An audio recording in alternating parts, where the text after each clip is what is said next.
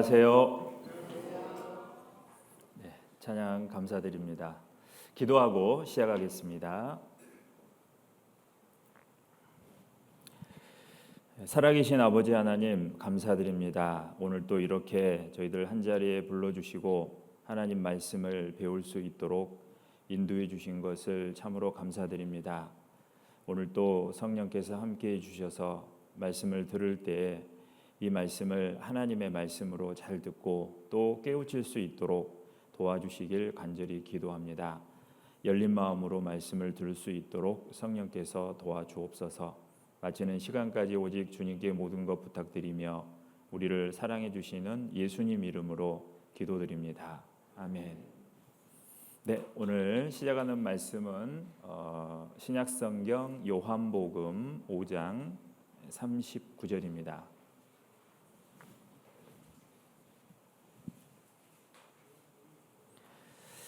네, 요한복음 5장 39절 한 절인데요. 같이 읽어보겠습니다. 너희가 성경에서 영생을 얻는 줄 생각하고 성경을 상고하거니와 이 성경이 곧 내게 대하여 증거하는 것이로다. 네, 이제 오늘 이틀째 말씀인데요. 여기 이제 오셨잖아요. 누가 초청을 했을까요? 네, 그럼 옆에 분이 오라 그래서 왔죠. 이렇게 얘기를 할 겁니다. 그런데 이제 성경을 보면 하나님이 우리 사람을 이렇게 인도하거든요. 근데 어떻게 인도하냐면 먼저 이 진리를 깨달은 사람을 통해서 이렇게 초청을 하는 거예요. 그것을 우리가 전도라고 하는데 고린도전서 1장 21절에 보면 하나님이 전도를 통해서 믿는 자들을 구원하시기를 기뻐하셨다 이런 말씀이 있습니다. 그러니까 먼저 믿는 사람을 통해서 전도니까 이 전도라는 것은 이제 교회당에 데려오는 걸 우리가 이제 주로 전도라고 하잖아요. 근데 그 글자의 의미는 전할 전자 말씀도자거든요. 그러니까 이 하나님의 말씀을 전하는 걸 전도라고 하는 거예요.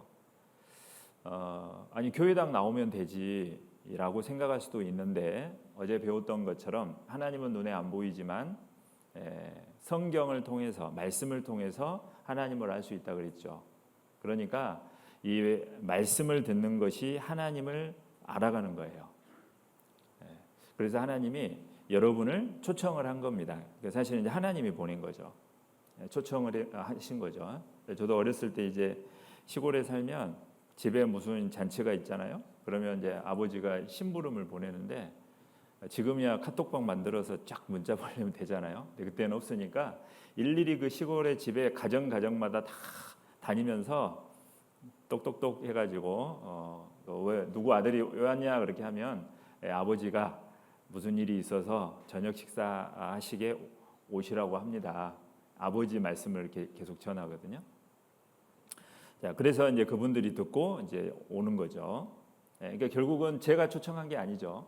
아버지가 저를 보내신 거예요. 그것처럼 우리가 하나님은 먼저 이 진리를 깨달은 사람들을 통해서 나를 부르셨다 그 얘기입니다. 그러니까 지금 하나님이 부르신 거예요. 그러면 이제 하나님 왜 부르셨을까?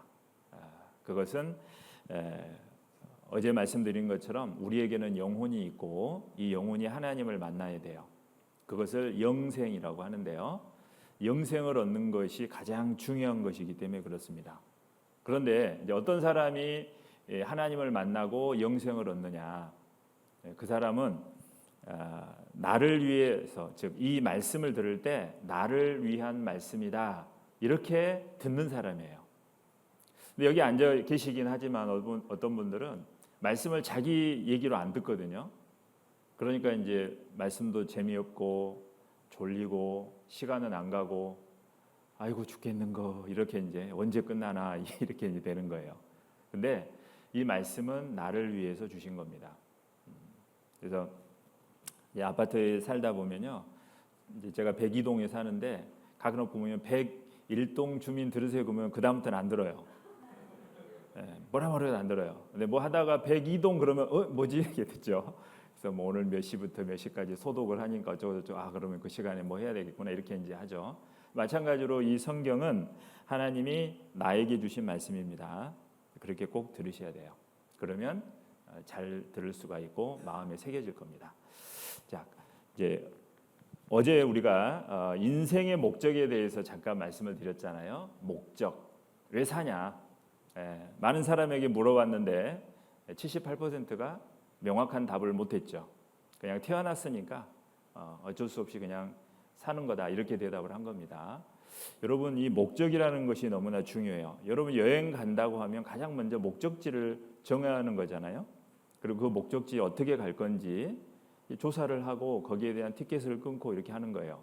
여행을 갈 때 목적지가 중요한 것처럼 우리 인생도 이 세상에 태어나서 이제 언젠가 죽는데 우리의 이 인생에 살아가는 삶의 목적, 왜 사냐, 이게 너무 중요한 겁니다. 여러분은 무엇을 위해 사십니까? 여기 화면을 보시겠습니다. 인생의 목적, 대부분 그래요. 성공하기 위해서, 행복하기 위해서. 그래서 성공과 행복을 위해서 이 말이요, 당근을 먹기 위해서 이 무거운 짐을 지고 막 당근만 보고 가죠. 근데 이 당근이 입 앞에까지 왔다가 먹으려고 하면 또 가고 왔다가 가고 그렇게 되는 거거든요. 그러니까 잡힐 듯 잡히지 않는 거예요. 우리도 세상에서 내가 조금만 잘하면 잘 될 것 같고 성공할 것 같고 금방 행복이 올 것 같고 그래서 그것을 위해서 수고와 고통과 슬픔을 다 짊어지고 살아가는데 그래서 바쁘게 사는데 정작 행복한 시간은 어제 46시간이라고 그랬죠. 그러니까 진정한 행복이 무엇인지 모르고 살기 때문에 그렇습니다. 내가 명예가 있으면 행복할 줄 알고 어떤 사람은 고시 합격해가지고 박사도 되고 판사도 되고 그랬거든요. 그들이 뭐라고 하냐면 다 덧없다라고 얘기합니다. 이상하죠? 그게 진짜 자기를 만족시켜주는 게 아니었다는 거죠. 우리 유명한 조수미 아시죠? 세계 최고의 소프라노입니다. 그런데 이분이 뭐라고 했냐면 무대에 불 꺼진 뒤 화장 지울 때 허무감이 밀려와 허무하대요. 그 공연할 때 보면 엄청나게 많은 관객들이 있잖아요. 거기에서 정말 쫙 할 때 뭐 엄청난 스크린, 대형 스크린에 방송도 되고 많은 사람들이 박수치고 환호하고 그러는데 정작 딱 무대를 내려와서 화장 지울 때 허무하다. 그러니까 그것도 진정한 자기 마음에 행복을 주는 게 아니었다는 거예요. 남편, 자식이 번듯한데 왠지 인생이 허무하다. 허무하다 그랬죠? 자, 가난한 사람도 돈 많은 사람도 아무도 행복하지 않다. 도대체 누가 행복하냐? 돈 많으면 행복할 줄 알았잖아요. 나는 가난해서 불행하고 그랬더니 돈을 많이 벌었어요. 돈 많은 사람 행복합니까? 했더니 행복하지 않다. 가난해도 돈 많아도 행복하지 않다는 겁니다. 왜 그럴까? 자, 성경에 하나님이 말씀하실 때 전도서 5장 10절에 보면 은을 사랑하는 자는 은으로 만족함이 없고 풍부를 사랑하는 자는 소득으로 만족함이 없나니 이것도 헛되도다. 은을 사랑하는 자, 이게 돈이잖아요. 그게 만족함이 없다. 즉 행복하지 않고 이것도 헛되도다라고 합니다. 그래서요. 이 세상에 현재 보면은 이제 돈이 굉장히 많은 영향력을 미치죠. 뭐 여기도 그럴 거예요. 복권 긁어가지고 그냥 엄청나게 돈을 벌어봤으면 좋겠다.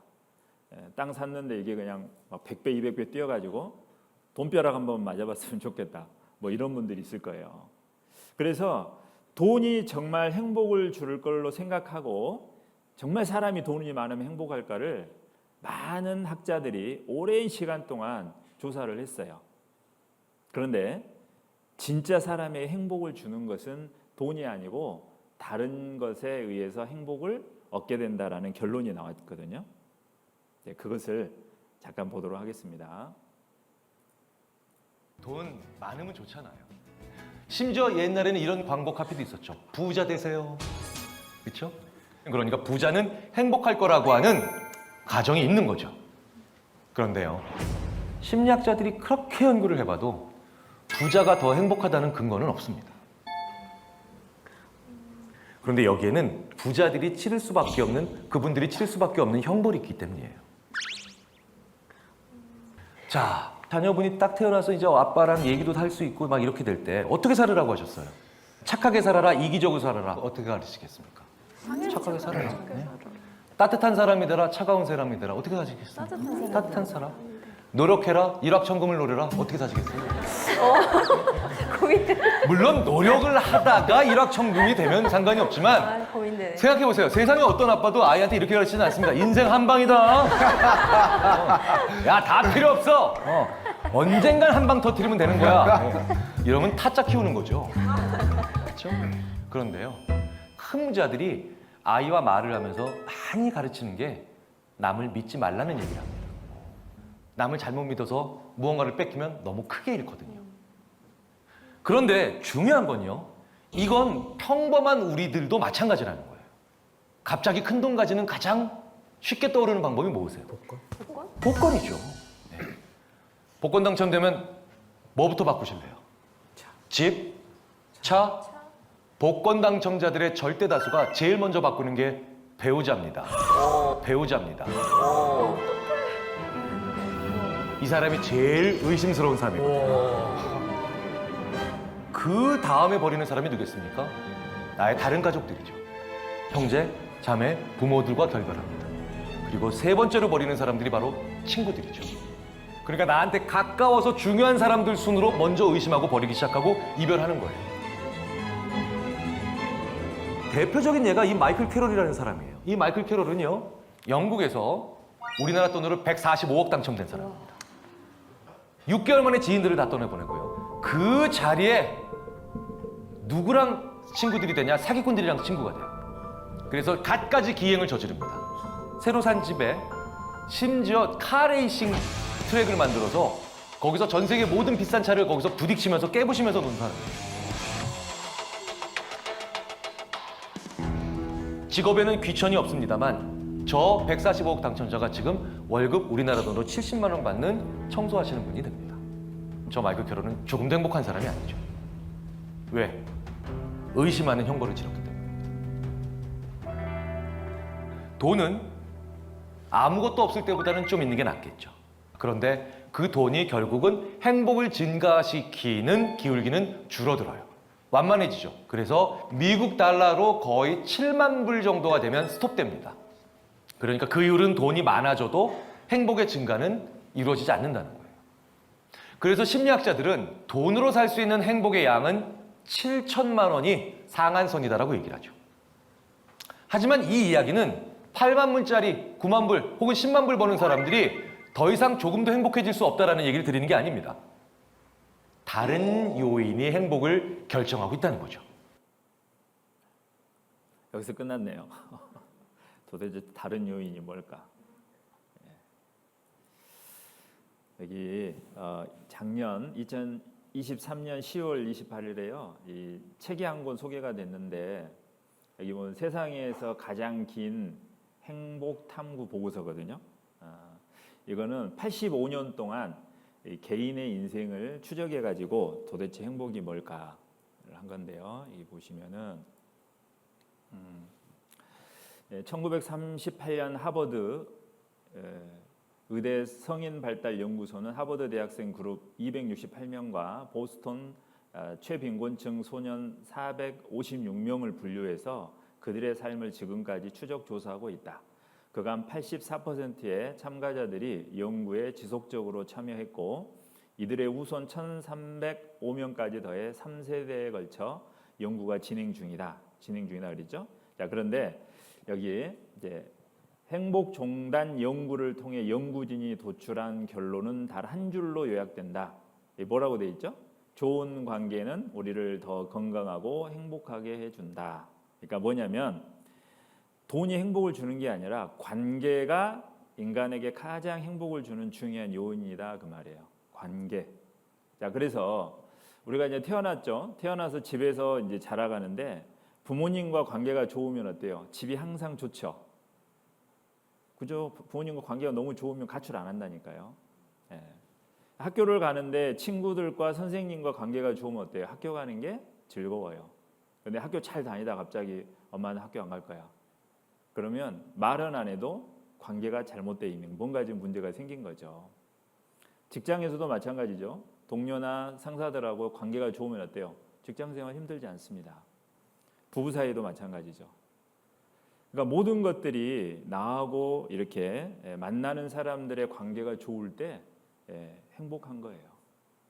그러면 이제 진정한 행복, 이 세상에 태어나서 70년, 80년 사는 동안 그 사람과의 관계가 행복을 준다면, 근데 그것도 시간이 정해져 있잖아요. 진정한 행복, 영원한 행복은요, 누구랑 관계를 맺어야 되냐면 바로 우리를 창조하신 하나님과 올바른 관계를 맺을 때 영원한 행복을 얻게 되는 겁니다. 성경에 하나님께 말씀하셨고, 실제로 여러분을 초청한 분들, 저도 마찬가지고, 인생을 살다가 인생이 너무 허무하고 그러다 말씀을 듣고 하나님을 만나고 하나님의 자녀가 됐어요. 그러니까 이게 이론적으로 행복한 게 아니라 진짜 마음에 행복과 기쁨이 있어요. 그러니까 이 하나님과의 관계예요. 하나님과의 관계 너무 중요한 겁니다. 그래서 이번에 이제 그것을 우리가 하나님과 올바른 관계를 맺는 거예요. 왜 사람은 돈이나 아까 명예나 인기나 권력이나 이걸 가져도 만족이 없냐? 여기 전도서 3장 11절에 답이 있습니다. 같이 읽어보겠습니다. 하나님이 모든 것을 지으시되 때를 따라 아름답게 하셨고 또 사람에게 영원을 사모하는 마음을 주셨느니라. 하나님이 주셨는데 사람에게 영원을 사모하는 마음을 주셨대요. 그래서 이게 이제 어제 말씀 들으신 분은 이해가 될 거예요. 내 안에 영혼이 있죠. 영혼이 존재하죠. 하나님의 형상대로 지음받았어요. 하나님은 영혼이 존재하신 분이기 때문에 사람은 70년, 80년밖에 살지 못하지만 항상 우리 마음에는 영원히 행복하게 오래오래 살고 싶은 마음이 있는 거예요. 제가 예전에 어떤 이제 30대 초반에 남자분을 이렇게 이제 전도를 한 적이 있어요. 이분이 이제 쭉 얘기를 하다가 말씀을 이렇게 이제 들어보자고 계속 하니까 자기는 너무 바빠서 못 듣겠다고 하더라고요. 계속 성경을 얘기해도 이게 그냥 마음이 다른 데 있으니까. 그래서 제가 이제 물어봤죠. 성경 얘기하다가 그냥 딱 덮고 성경 덮고 이제 도대체 지금 뭐가 그리 바쁘세요? 그랬더니 이제 얘기를 돈을 벌어야 되니까 뭐 투잡인가 해요. 그래서 뭐 보험도 하고 뭣도 하고 뭐 너무 바쁘게 살아요.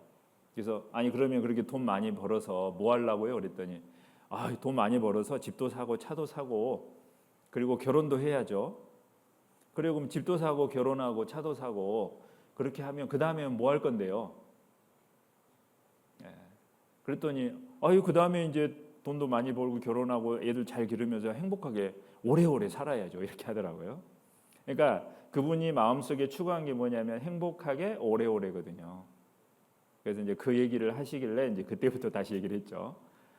행복하게 오래오래. 아니 70년밖에 못 사는 사람이 지금 선생님 30살이면 길게 살아야 40년 살 것 같은데 그 40년이 정말 오래오래냐고.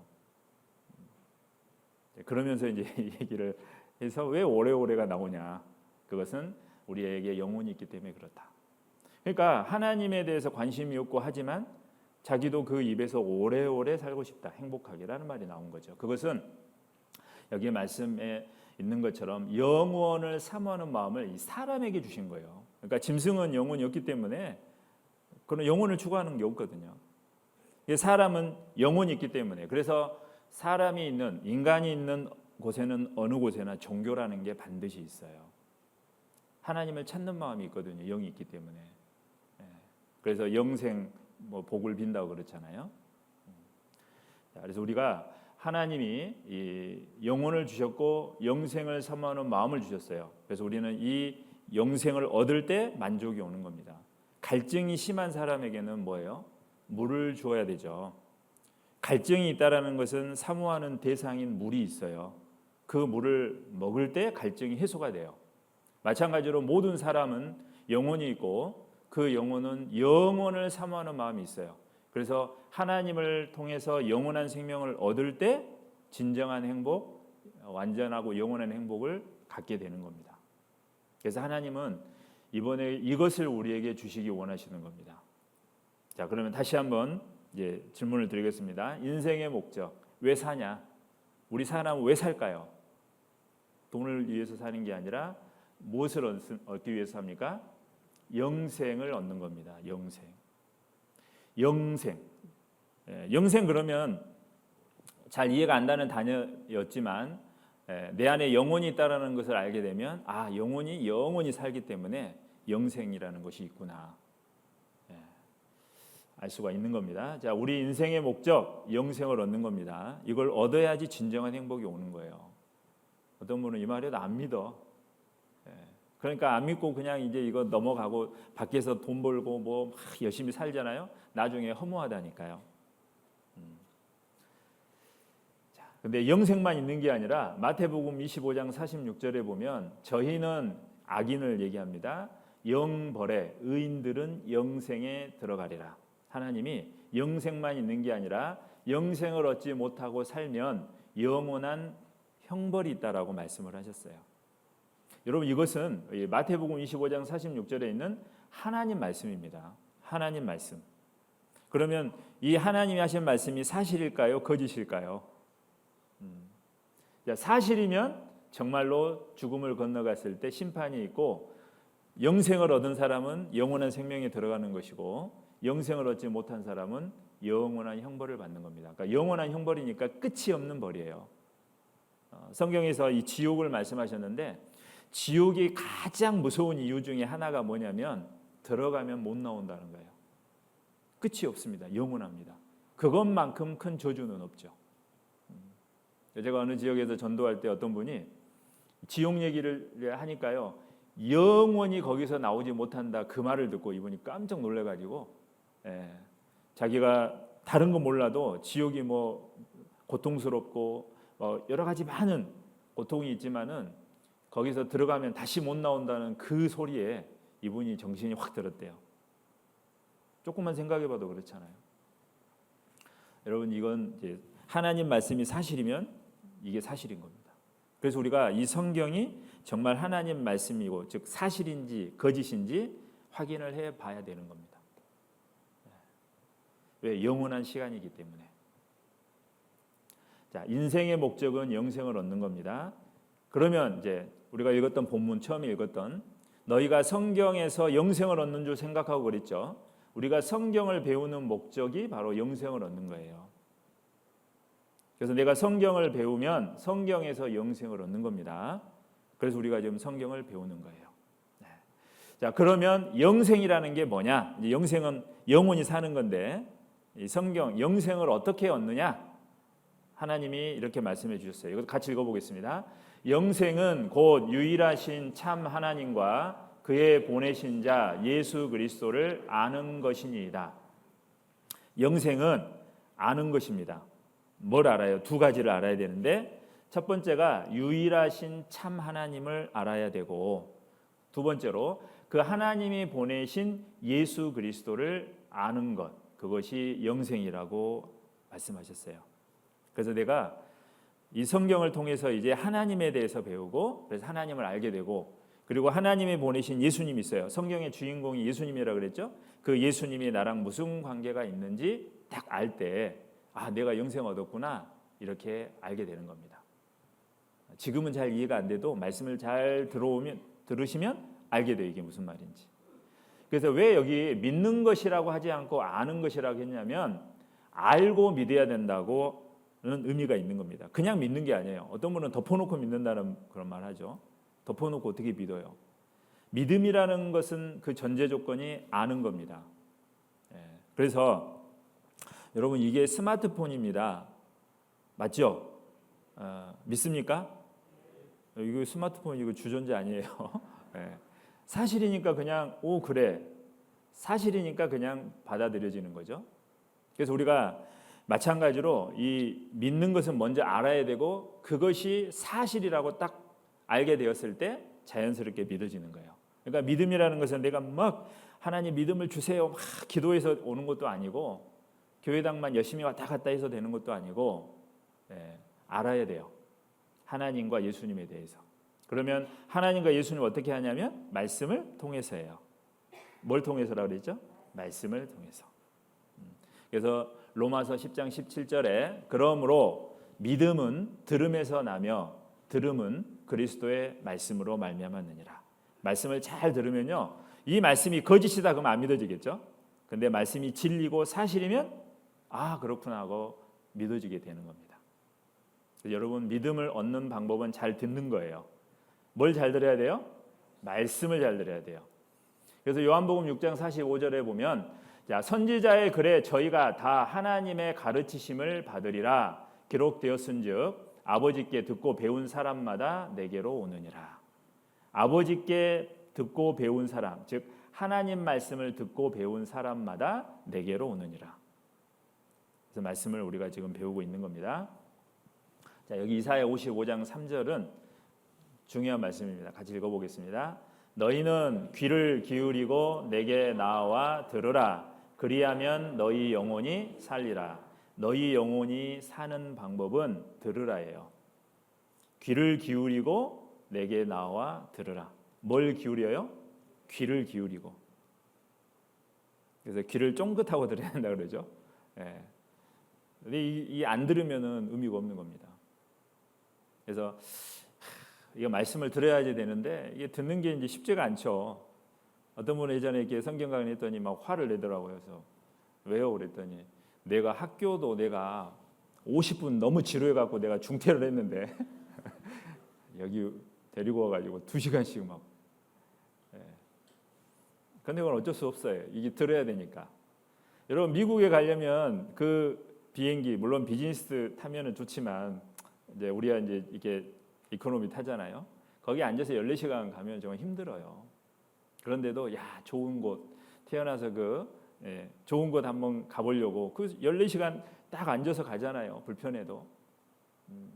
우리가 천국 가기 위해서 2시간씩 앉아서 어제 하루 지났고 이제 며칠만 더 들으시면 되는 거예요. 그래서 마음의 문을 열고요. 그래 이번 한번 잘 들어보자. 이렇게 들으시면 되는 겁니다. 아시겠죠? 지금 잘 듣고 계십니다. 자, 어제 이제 우리가 하나님을 아는 방법은 성경을 통해서인데 성경이 없던 시대에는 하나님이 본성을 통해서 알 수 있도록 하셨다 그랬죠? 그것이 우리 안에 있는 영혼이에요. 영혼. 그래서 하나님 알 만한 것을 우리 속에 보여주신 겁니다.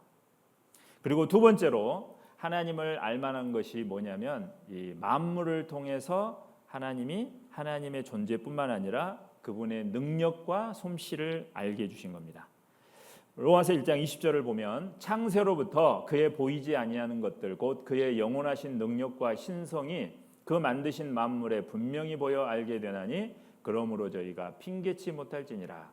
자, 창세로부터 세상을 창조하신 이후 그의 보이지 아니하는 것들 하나님의 보이지 아니하는 그 영원하신 그분의 능력과 신성 신됨이 그 만드신 만물에 분명히 보여 알게 되나니. 그러니까 하나님이 만들어 놓으신 만물을 보면 하나님의 창조주라는 것 그리고 그분의 능력을 알 수 있다는 겁니다.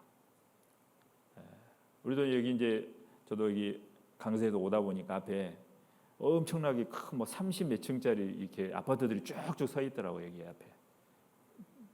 아시죠? 야, 그거 보면서 야, 저렇게 높은 걸 참 잘 지었다. 근데 그걸 보면서 그 만든 그 회사 건설 회사 있죠. 그들의 그 능력과 솜씨를 알 수 있는 겁니다.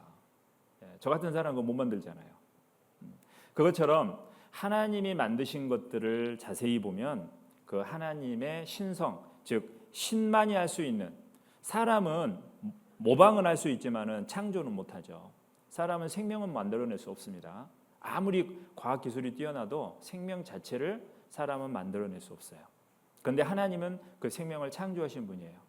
그래서 그거 하나하나 살펴보면 하나님의 능력과 그분이 신성, 정말 창조주 하나님이 계시는구나 알 수가 있는 겁니다. 그래서 핑계치 못할지니라 라고 말씀하신 거예요. 우리는 그냥 바깥에 보면요 그냥 아무 생각 없이 볼 때가 많죠. 처음에 봄이 오면 아름다운 벚꽃이 탁 피잖아요. 그럼 야 벚꽃이 참 예쁘다 이렇게 끝나죠. 근데 하나님이 그거 보고 우리를 위해서 만들어 주신 거니까 그거 보고 하나님이 이렇게 꽃을 예쁘게 만드셨구나 이렇게 알아야 되거든요. 근데 그냥 이쁘다 하고 가서 밑에서 노세 이렇게 하고 한 잔 착 마시고 그냥 끝나죠. 그게 아니에요. 하나님이 계심을 나한테 설명해 주고 있었던 거예요. 우리가 바다에 가도 어디를 가나 그렇습니다. 그래서 하나님이요 이사야 40장 26절에 너희는 눈을 높이 들어 누가 이 모든 것을 창조하였나 보라. 누가 이 모든 것을 창조하였나 보라. 창조예요. 저절로 생긴 게 없다는 겁니다. 여기 보면 아주 무한하게 큰 우주가 있죠. 우리는 이 우주가 얼마나 큰지 몰라요. 그리고 우리는 이 우주에 다 나가볼 수도 없죠. 그리고 우리가 사는 이 지구, 아름다운 지구, 70억이 넘는 사람들이 하루 계속 뭘 먹고 싸고 해도 끄떡없이 잘 돌아가는 지구예요. 생각해 보세요. 얼마나 많은 사람들이 이 지구에 지금 살고 있습니까? 그런데도 다 먹여 살리죠. 그리고 이 지구 안에 아름다운 이런 식물들이 있고 동물들이 있고 그리고 이 모든 것의 중심에 바로 내가 있는 겁니다. 하나님이 이 모든 것들은 나를 위해 창조하셨다고 말씀하셨어요. 그러니까 하나님이 누가 이 모든 것을 창조했나 보라. 부모님이 생일날 아주 비싼 선물을 사줬어요. 아이폰 10 지금 몇이 나왔나 모르겠는데 아이폰 16인가 15 같은 선물로 주면요. 그거 200만 원 뭐 가까이 되는 것도 있죠. 그걸 받았을 때 어때요? 그 주신 아버지께 감사하는 게 맞죠. 근데 아버지 고마워요 한마디 하고 그 다음부터 여기에 빠져가지고 아버지가 출근하든 퇴근을 하시든 뭘 하시든 아무 관심이 없어요. 그러면 안 되겠죠. 그래요 안 그래요? 맞잖아요. 이걸 주신 아버지한테 쓸 때마다 항상 감사하는 마음을 가져야 맞잖아요. 하나님은 우리를 위해서 모든 것을 다 창조하시고 하셨는데 사람이 하나님 어디 있어? 이렇게 살잖아요. 그래도 하나님은 참고 기다려 주셔요. 네가 몰라서 그러니까. 그리고 이렇게 또 초대해 가지고 알려주고 계시는 거죠. 누가 이 모든 것을 창조했나 보라.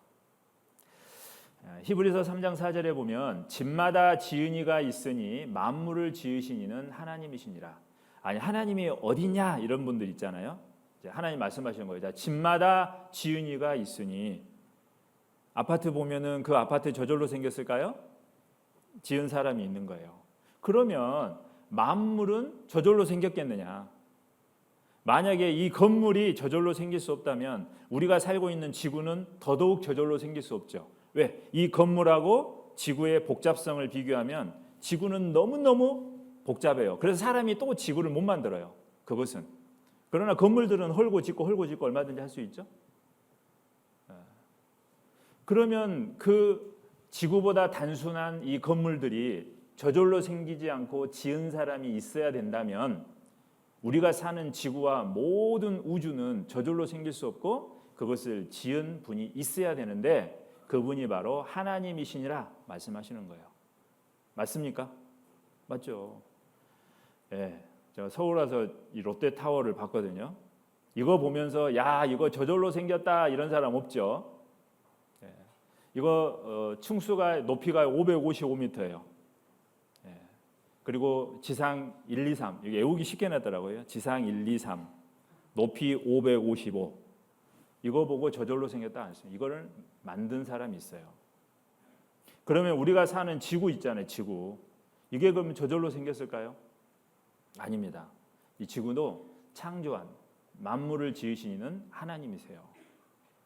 그런데 사람들은 이런 높은 550m를 보면 와 정말 저거 크고 잘 지었다 대단하다 우리나라도 막 이렇게 자랑하잖아요. 놀라잖아요. 그런데 우리가 사는 지구는 보고 아무 생각 없어요. 당연하게 생각하죠. 뭔가 이 생각을 우리가 잘못하고 있다는 겁니다. 자, 여기 이거 보세요.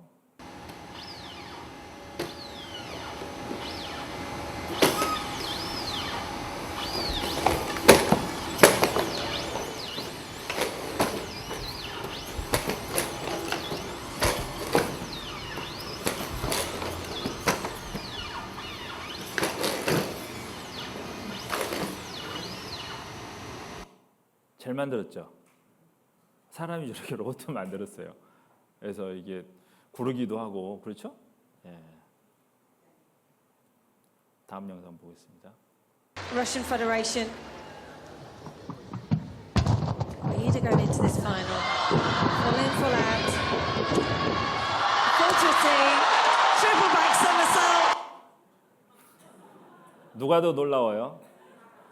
로봇가 놀라워요? 사람이 놀라워요? 사람이. 자, 여러분 이 로봇 저절로 됐을까요? 설계한 사람이 있을까요? 설계한 사람이 있어요. 자, 이 로봇가 이렇게 구르는 건 봐도 막 신기해가지고 와, 이 사람은 저절로 됐을까요? 원숭이가 변해서요? 아닙니다. 바로 창조하신 창조주가 있어요. 그래서 그분의 솜씨와 그분의 신됨을 알 수 있다는 거죠. 우리가 생각 잘못하고 사는 사람들 보면 그죠? 그래서 그분의 능력과 신성이 만드신 만물에 분명히 보여 알게 되어 있습니다. 자, 그러면 하나님이 모든 것을 창조하셨는데 그럼 창조했다는 증거가 뭐요? 이제 이걸 물어볼 수 있죠. 자, 가방을 하나를 주었습니다. 그래서 이제 그 공원에서 어떤 사람이 가방을 주어가지고 이제 그 분실물 센터에 맡겼더니 방송을 한 거죠. 검은색 가죽 가방을 잃어버린 분은 여기 와서 찾아가세요. 2명이 왔네요. 가방은 하나인데 그러면 진짜 주인을 찾아줘야 되겠죠? 어떻게 찾아줄 수 있을까요? 증거를 대보세요 그랬잖아요. 진짜 주인은 이 안에 뭐가 들어있는지 확실한 증거를 제시하는 겁니다. 확인하면 되죠? 당신이 주인입니다. 이 사람은 어물어물하고 있죠. 그것처럼 성경에 하나님이 내가 창조주다. 그러면 그 창조했던 확실한 증거, 사람이 알 수 없는 증거들을 성경에 주셨어요. 우리가 그 증거를 확인해 보면 알 수 있습니다. 사도행전 17장에 하나님은 우주를 지으신 분이라고 소개하고 있습니다. 하나님은 우주를 지으셨어요. 그런데요, 이제 성경에 보면 약 3,500년 전 성경입니다. 지금부터 3,500년 전 욥기 성경을 보면 우리가 사는 지구의 북편 하늘을 허공에 펴셨다. 즉 우리가 사는 지구의 북편 하늘, 북두칠성이 있는데요. 그 북편 하늘을 허공, 빈 공간으로 만드셨다라고 3,500년 전에 말씀을 하셨어요. 그런데 이 내용이 1980년도에 입증이 됐어요. 이 북두칠성 눈으로 볼 때는 북두칠성이 별이 보이니까 북쪽 하늘에 빈 공간이 없어 보이는데 우주 망원경이라든가 이제 큰 대형 망원경을 통해서 계속 관찰을 하다 보니까 실제로 이 북두칠성 너머에 지름이 3억 광년이나 되는 텅 빈 공간이 있다는 것이 발견이 된 겁니다. 이 광년이라는 것은 빛의 속도로 1년 동안 가는 거리인데 1초의 빛은 30만 킬로미터, 지구와 달이 36만 킬로미터인데요. 1초 똑딱 할 때 빛의 속도 달까지 거의 가는데요. 그 속도로 3억 년을 가는 그 거리만큼 비어 있다는 거죠. 성경이 사실임이 입증이 된 겁니다. 그래서 1981년 10월 13일 중앙일보 신문에 그 기사가 나왔어요. 북두칠성 뒤에 지름 3억 광년, 별도 별로 없이 텅 빈 상태다. 여기 보시면 이 색을 보면 주변 이쪽하고 이 북두칠성 뒤쪽에 있는 여기 북두칠성이 있거든요. 좀 다르죠. 이쪽 너머가 비어 있는 텅 빈 공간이 있다는 겁니다. 그래서 요즘에 이것이 이제 밝혀졌죠. 그런데 성경에서는 이건 80년도에 발표했고 성경에서는 3,500년 전에 기록했어요. 그것은 하나님이 그렇게 만드셨기 때문에 하나님만 적어 놓을 수 있는 거죠. 이게 증거라는 겁니다. 그리고 땅을 공간에 다시며 땅이 지구예요. 우리가 사는 지구를 공간에 달아 놓으셨습니다. 우리가 달다 그러면 줄로 묶어놔야 되잖아요. 이렇게 달아놔. 그런데 우주 밖에서 1968년 최초 지구 전체 사진입니다. 우리가 살고 있는 지구를 1968년에 최초로 사진을 찍었는데 둥글죠. 어떤 사람이 둥근 걸 보면서도 평평하다고 그렇게 주장한 사람이 있어요. 왜 그런지 모르겠어요. 그런데 이 사진을 찍어 보니까 공간에 다시며 그러니까 어때 이게 뭐 줄로 매달려 있었는데 줄이 없어요. 그럼 무슨 받침대로 받쳐놔야 되겠죠? 받침대도 없어요. 그런데 이 엄청나게 크고 무거운 이 지구가 아무것도 지탱하거나 매달려 있지 않고 우주 공간에 떠 있는 거죠. 하나님이 그렇게 하셨다. 내가 하나님 그가 땅을 공간에 매달아 놓으셨다. 이 기적이죠. 이것도 3,500년 전에 말씀하셨고 1968년 최초로 사진을 찍어서 확인하게 된 겁니다. 이건 하나님이 만드셨기 때문에. 그리고 우리는 해가 없으면 못 살잖아요. 태양. 약 3,000년 전 시편에 보면 해는 나오는 신랑과 같고 그 길을 달리기 기뻐하는 장사 같다. 해가 움직인다라고 말합니다. The sun 해석이 coming forth죠. 움직여요. 그런데 그냥 움직인 게 아니라 운행한다고 그랬는데 영어 성경에 보면 to run his course니까 정해진 길로 간다는 거예요. 코스가 있어요. 옛날 운전면허 딸 때 S자 코스, T자 코스 그걸 이렇게 해야지 되잖아요. 정해진 코스가 있는데 성경에 3,000년 전에 이렇게 기록했어요. 그리고 어떻게 하냐면 make is circuit니까 순환하는 겁니다. 뭔가를 중심으로 해서 순환해요. 그래서 우리도 이제 도시에 보면 순환도로가 있죠. 너무 안에가 복잡하니까 가로질러 갈 수 없으니까 외곽으로 원을 만들어서 순환도로를 만들잖아요. 태양이 그렇게 움직이고 있다는 겁니다. 그래서 예전에 태양이 움직인다라고 다 성경이 이제 그렇게 기록이 되어 있고 사람들은 그게 믿었어요. 그런데 1543년 코페르니쿠스가요, 해가 움직이는 게 아니고 지구가 움직인다. 그런데 해가 움직이는 것처럼 보인다 해서 발표했죠. 그때 많은 사람들이 성경이 아까 해가 움직인다 그랬잖아요. 성경 틀렸다. 그래서 성경을 배척하는 게 역사적으로 실제로 많았습니다. 그런데 이제 최근에 보니까 태양도 움직이고 지구도 움직이고 여기 보면 우리가 사는 은하계 갤럭시인데요. 이 중심에서 3분의 2 지점에 태양계가 있고 이 태양이 반시계 방향으로 돌아요. 정해진 코스로 돕니다. 그리고 그 태양 주위를 수성, 금성, 지구, 화성, 목성, 토성이 돌아요 또. 그러면서 따라가고 있죠. 그래서 지구도 움직이고 태양도 움직이는 거예요. 성경이 맞은 거죠. 모여있는 성당 주변의 별빛이 우주는 더욱 크고 거대한 천체들과 다양한 물질들로 이루어져 있다. 태양계는 수많은 별들이 공처럼 모여있는 성당 주변의 별빛이 반사돼 빛나는 성운들과 함께 우리 은하에 포함되어 있다. 태양계가 속한 우리 은하는 중심부가 볼록한 원반 모양으로 크기가 10만 광년 정도다. 그리고 은하의 가장자리에 위치한 태양계는 2억 년에 한 번씩 우리 은하를 돈다.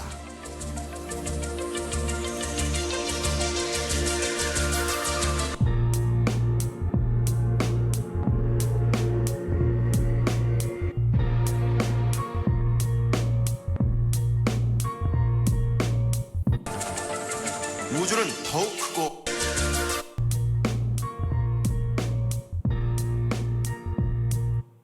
이게 보면 이게 눈깔 사탕 아니에요. 태양이에요. 태양이 지금 이렇게 빠른 속도로 가고 있고 그 주위를 이렇게 수성, 금성, 우리 지구도 돌고 있고 또 이 지구 주위에 달이 돌고 있죠. 그러니까 이거를 보면 너무 이게 우리 머리로는 이해가 안 돼요. 근데 지금 이렇게 가고 있어요. 현재도. 태양은 이렇게 가고 있고 지구는 지금 여기 주위를 돌고 있고 그러면서 따라가죠. 근데 지구가 그냥 따라가는 게 아니라 자전하죠? 이렇게 돌잖아요. 이렇게 돌면서 따라가요. 내 주변에 또 달이 돌죠. 그러니까 이게 너무 복잡한 겁니다. 근데 이게 어떻게 저절로 되겠어요? 하나님이 그렇게 창조하셨어요. 태양이 움직이고 있고 우리가 이것을 보고 연구할수록요, 정말 하나님이 존재하실 수밖에 없고 하나님의 그 능력을 알 수 있는 겁니다. 그런데 하나님이 이 모든 것을 우주를 만들고 땅을 만드셨는데 만든 목적이 뭐냐면 여기 보시면 여호와는 하늘을 창조하신 하나님이시며 땅도 조성하시고 경곡케 하시되 헛되이 창조치 아니하시고 사람으로 거하게 지으신 자신이라. 그 말씀에 나는 여호와라 나 외에 다른 이가 없느니라. 사람으로 거하게 지으신 자죠. 그러니까 이 땅은요, 이게 학자들이 계속 과학자들이 연구하면 연구할수록 지구는 사람이 살기에 최적화되어 있는 조건들을 가지고 있다라고 하는 겁니다. 그래서 이 태양이 있고 지구가 있잖아요.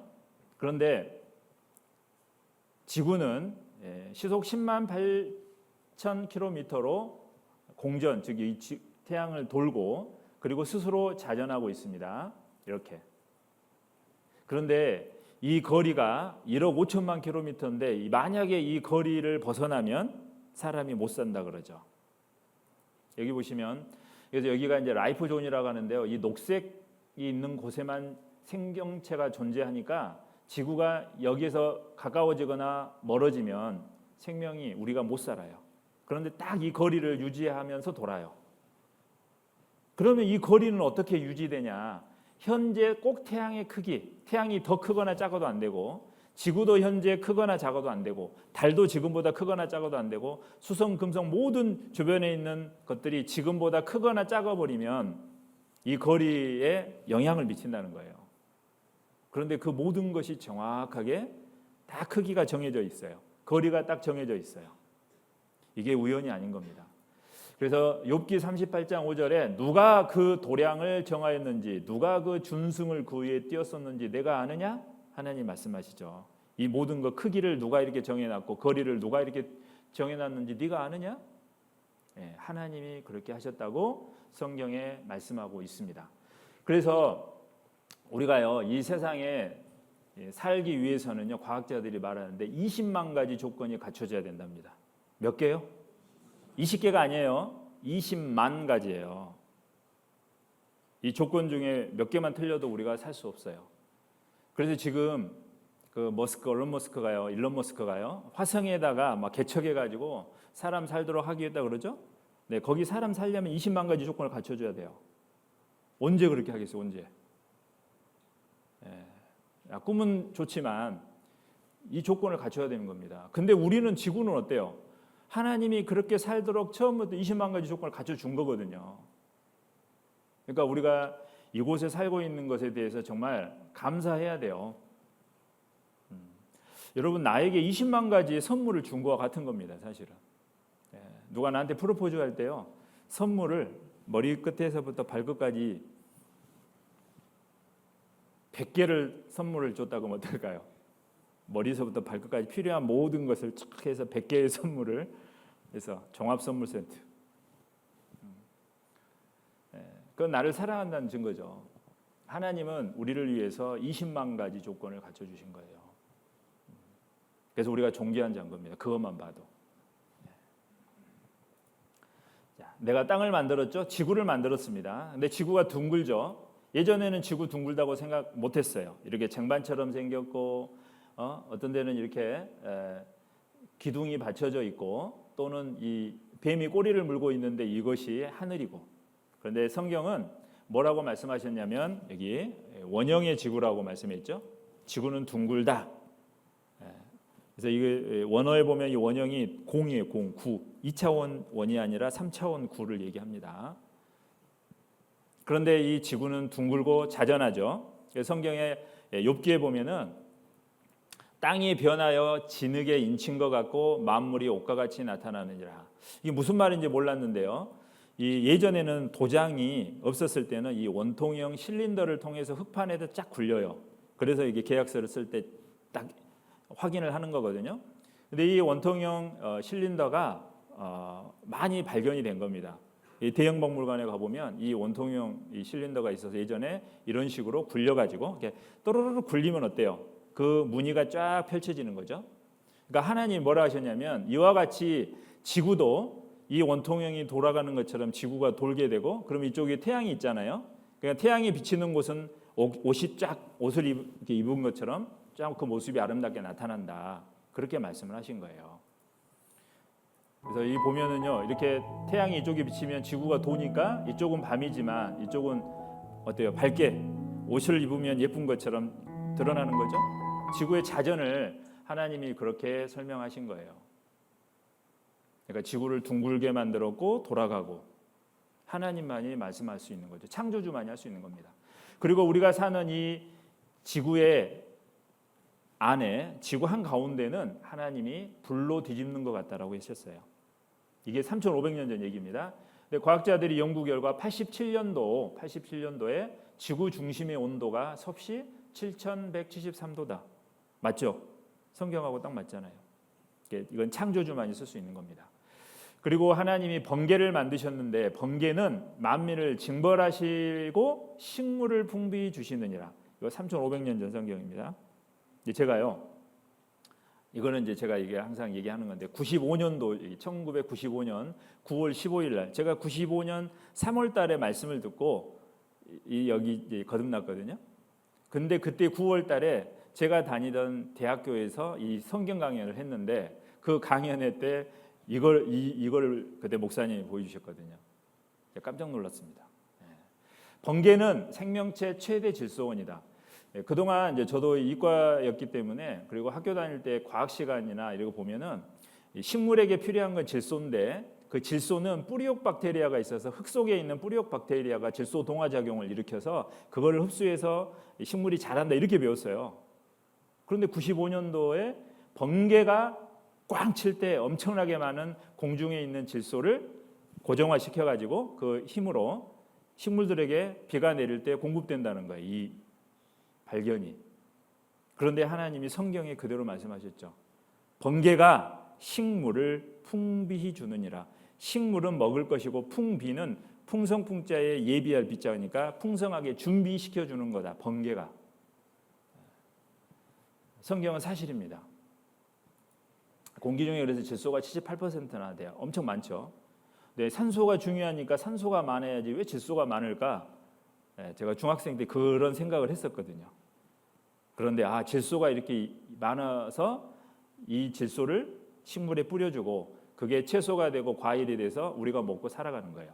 우리도 질소가 필요하거든요. 근데 그냥 못 먹어요. 그래서 과학자들이 밝혀낸 겁니다. 그래서 번개가 칠 때 엄청난 전기적인 힘에 의해서 공중에 있는 질소와 산소가 결합시키고 일산화 질소가 되고 거기에 비가 내릴 때 질산으로 돼가지고 식물이 먹고 사는 거예요. 그래서 산에 가서 등산하다 보면 이런 나무를 보거든요. 이건 제가 직접 찍은 겁니다.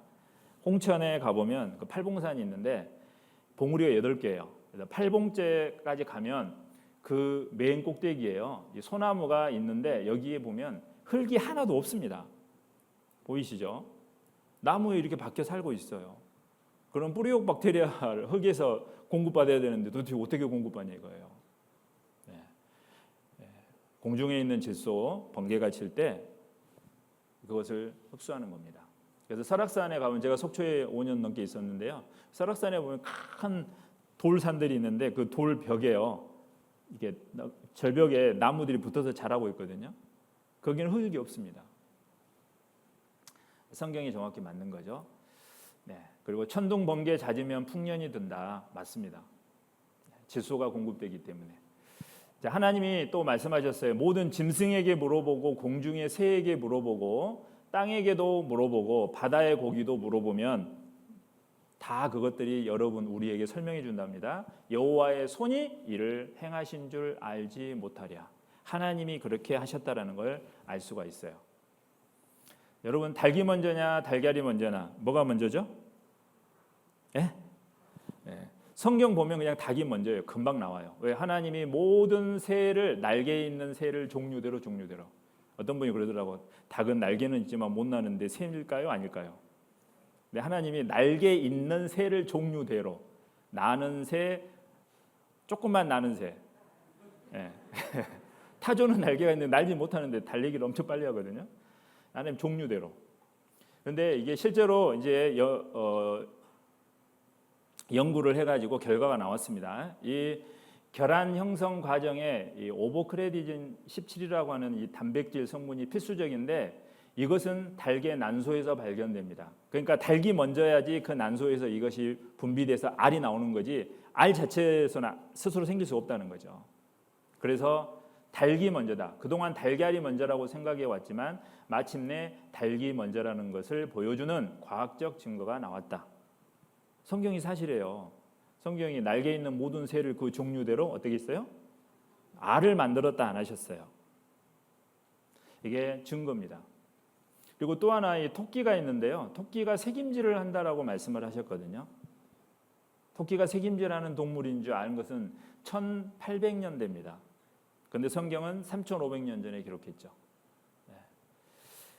토끼가 위가 하나인데 어떻게 새김질하냐? 소는 위가 4개이기 때문에 새김질하는 거 금방 알아요. 그래서 풀을 하나 먹잖아요. 소가 먹으면 일반 위에다가 하나 넣어놓고 계속 저장만 해요. 그리고 이제 집에 저녁에 보면은 화장실 갈 때 저 소 키워봐서 알아요. 제가 키운 게 아니라 부모님이 키웠는데요.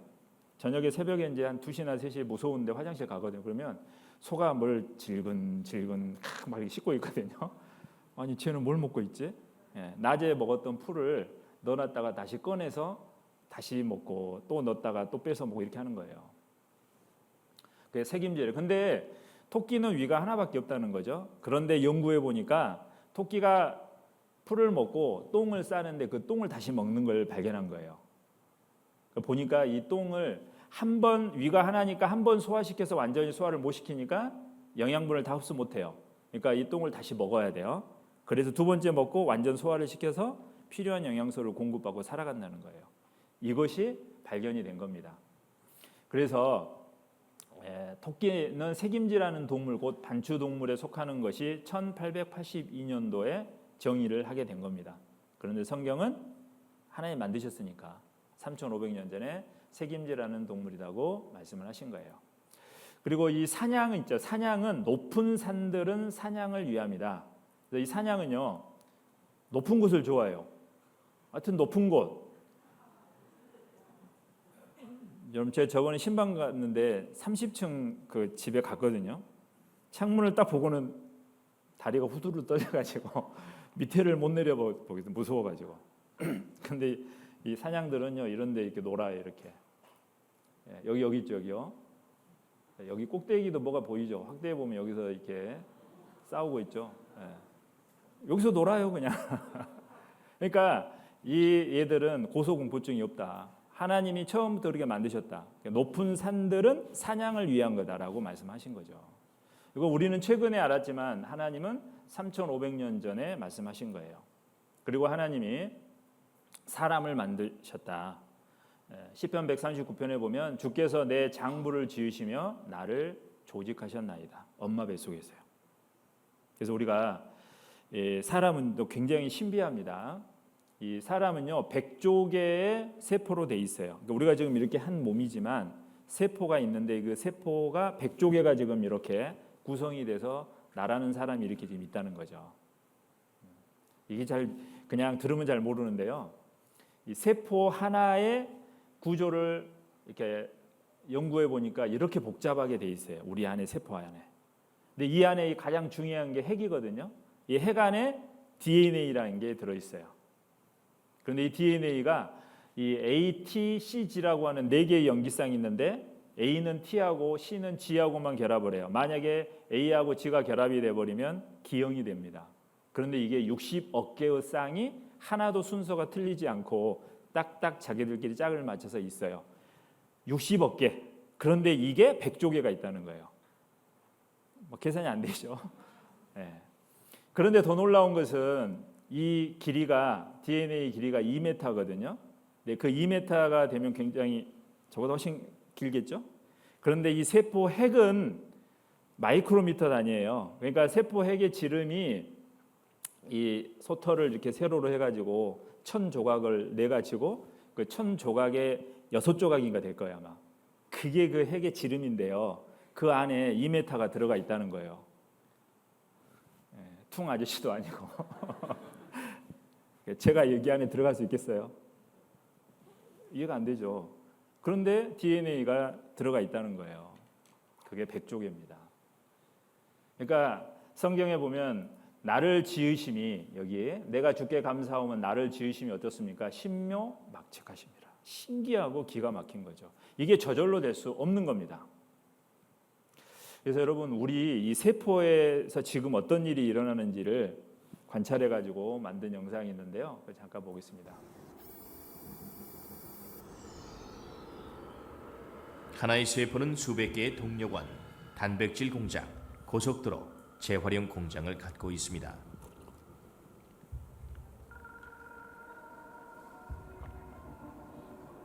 핵이 세포의 조정실입니다. 핵 안엔 생명지도인 DNA가 들어있어서 하위 구조를 어떻게 구성할지를 알려줍니다.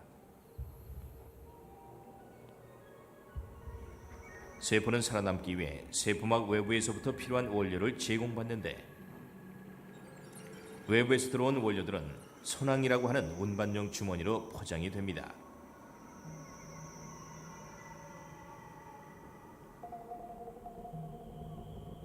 이 주머니는 작은 운반체에 실려 세포 운반 네트워크의 미니 레일을 따라 움직입니다.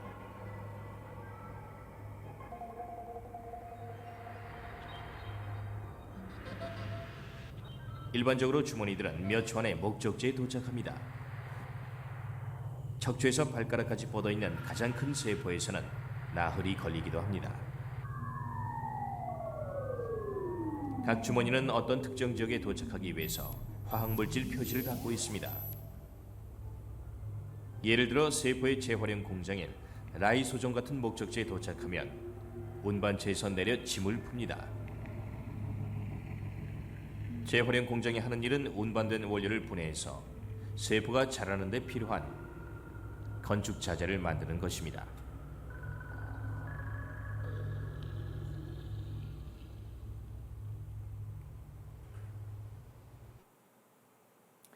신기하죠?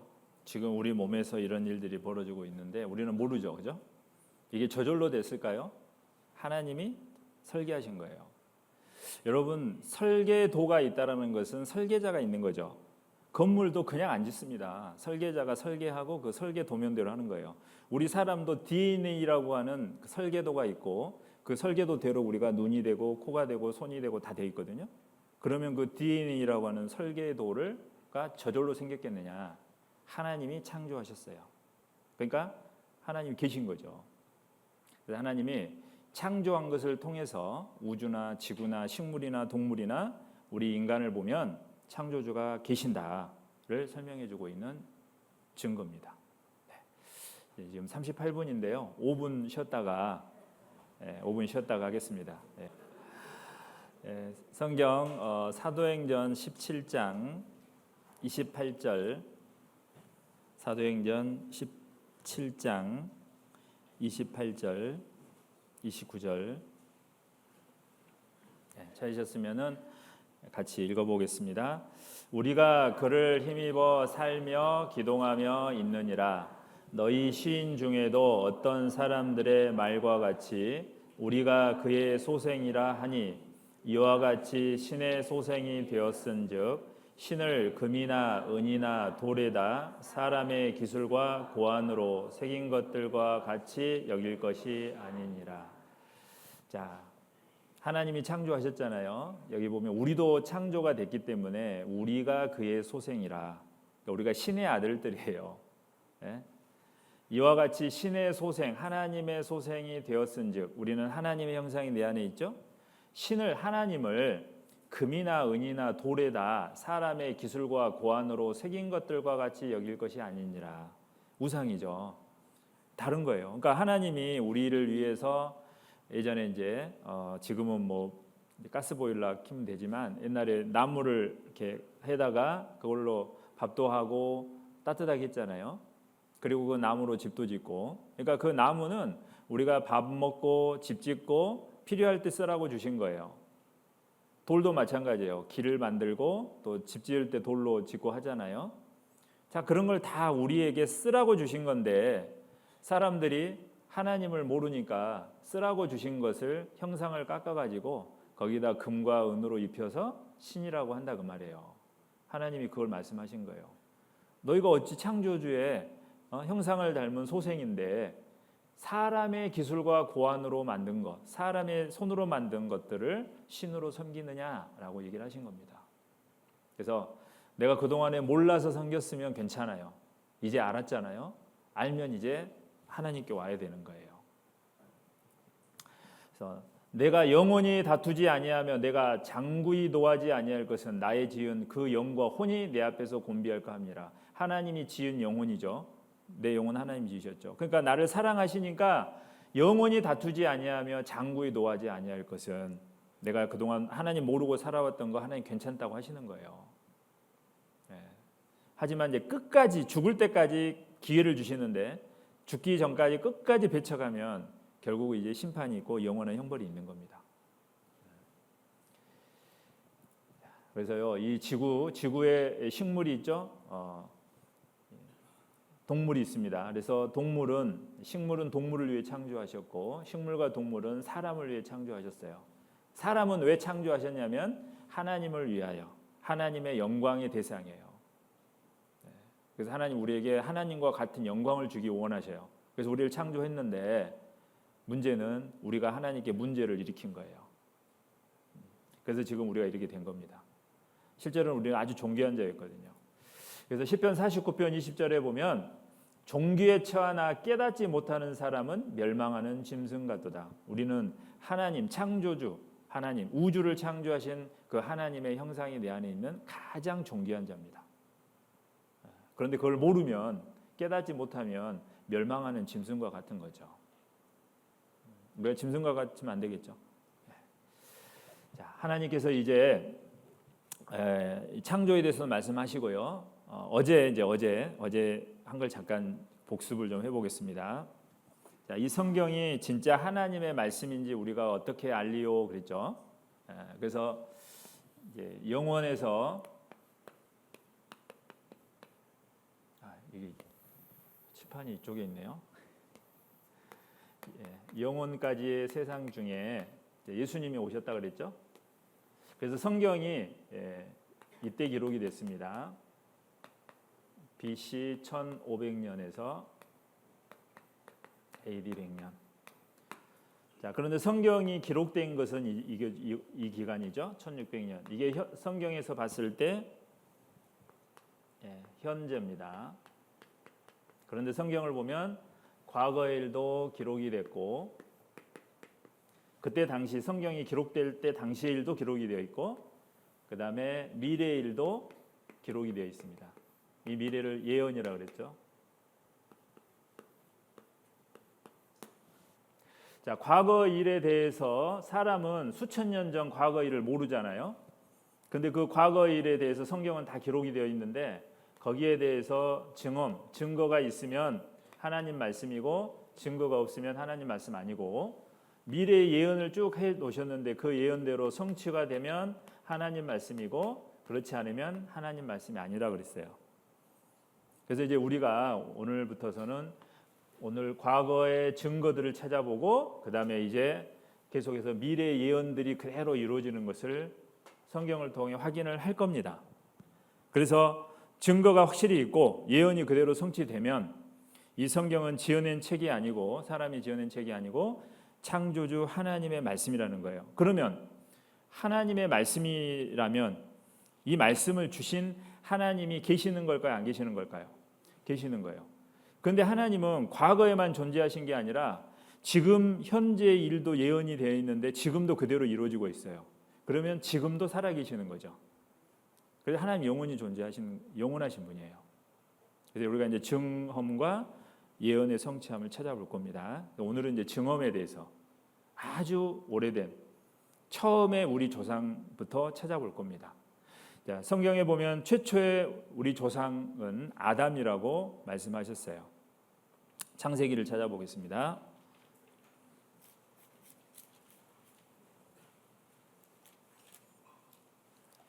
창세기 2장입니다.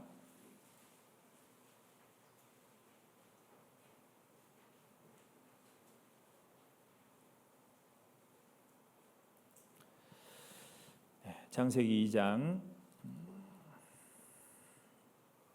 8절입니다.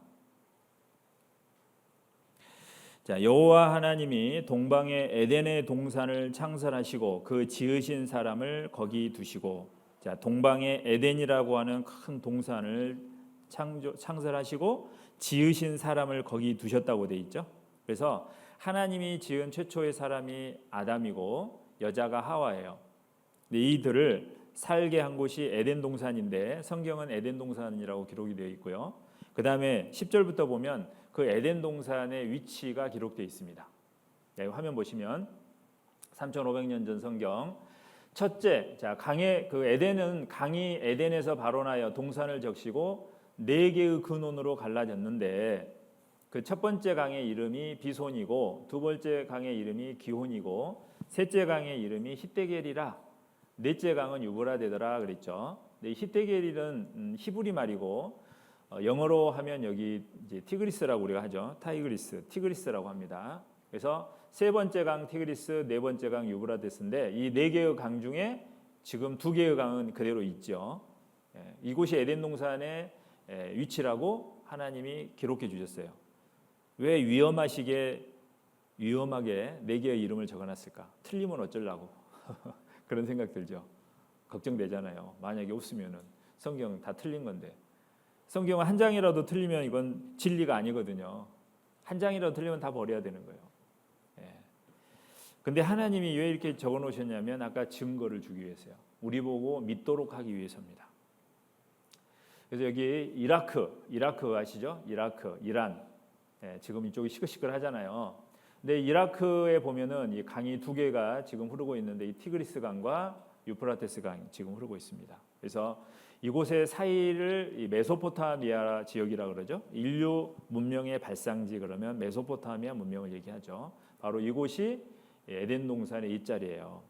그럼 나머지 두 개의 강은 어디 있을까? 그래서 이곳이 네 개의 강 중에 두 개가 있으니까 이 지역을 고고학자들이 계속 조사하고 이제 연구를 해본 겁니다. 그 결과 이제 87년도에 에덴 동산은 지금의 페르시아만이다. 미국 미시시피대 조사단 잃어버린 강 비손 흔적을 발견했다. 비손하니까 첫 번째 강이 비손이었잖아요.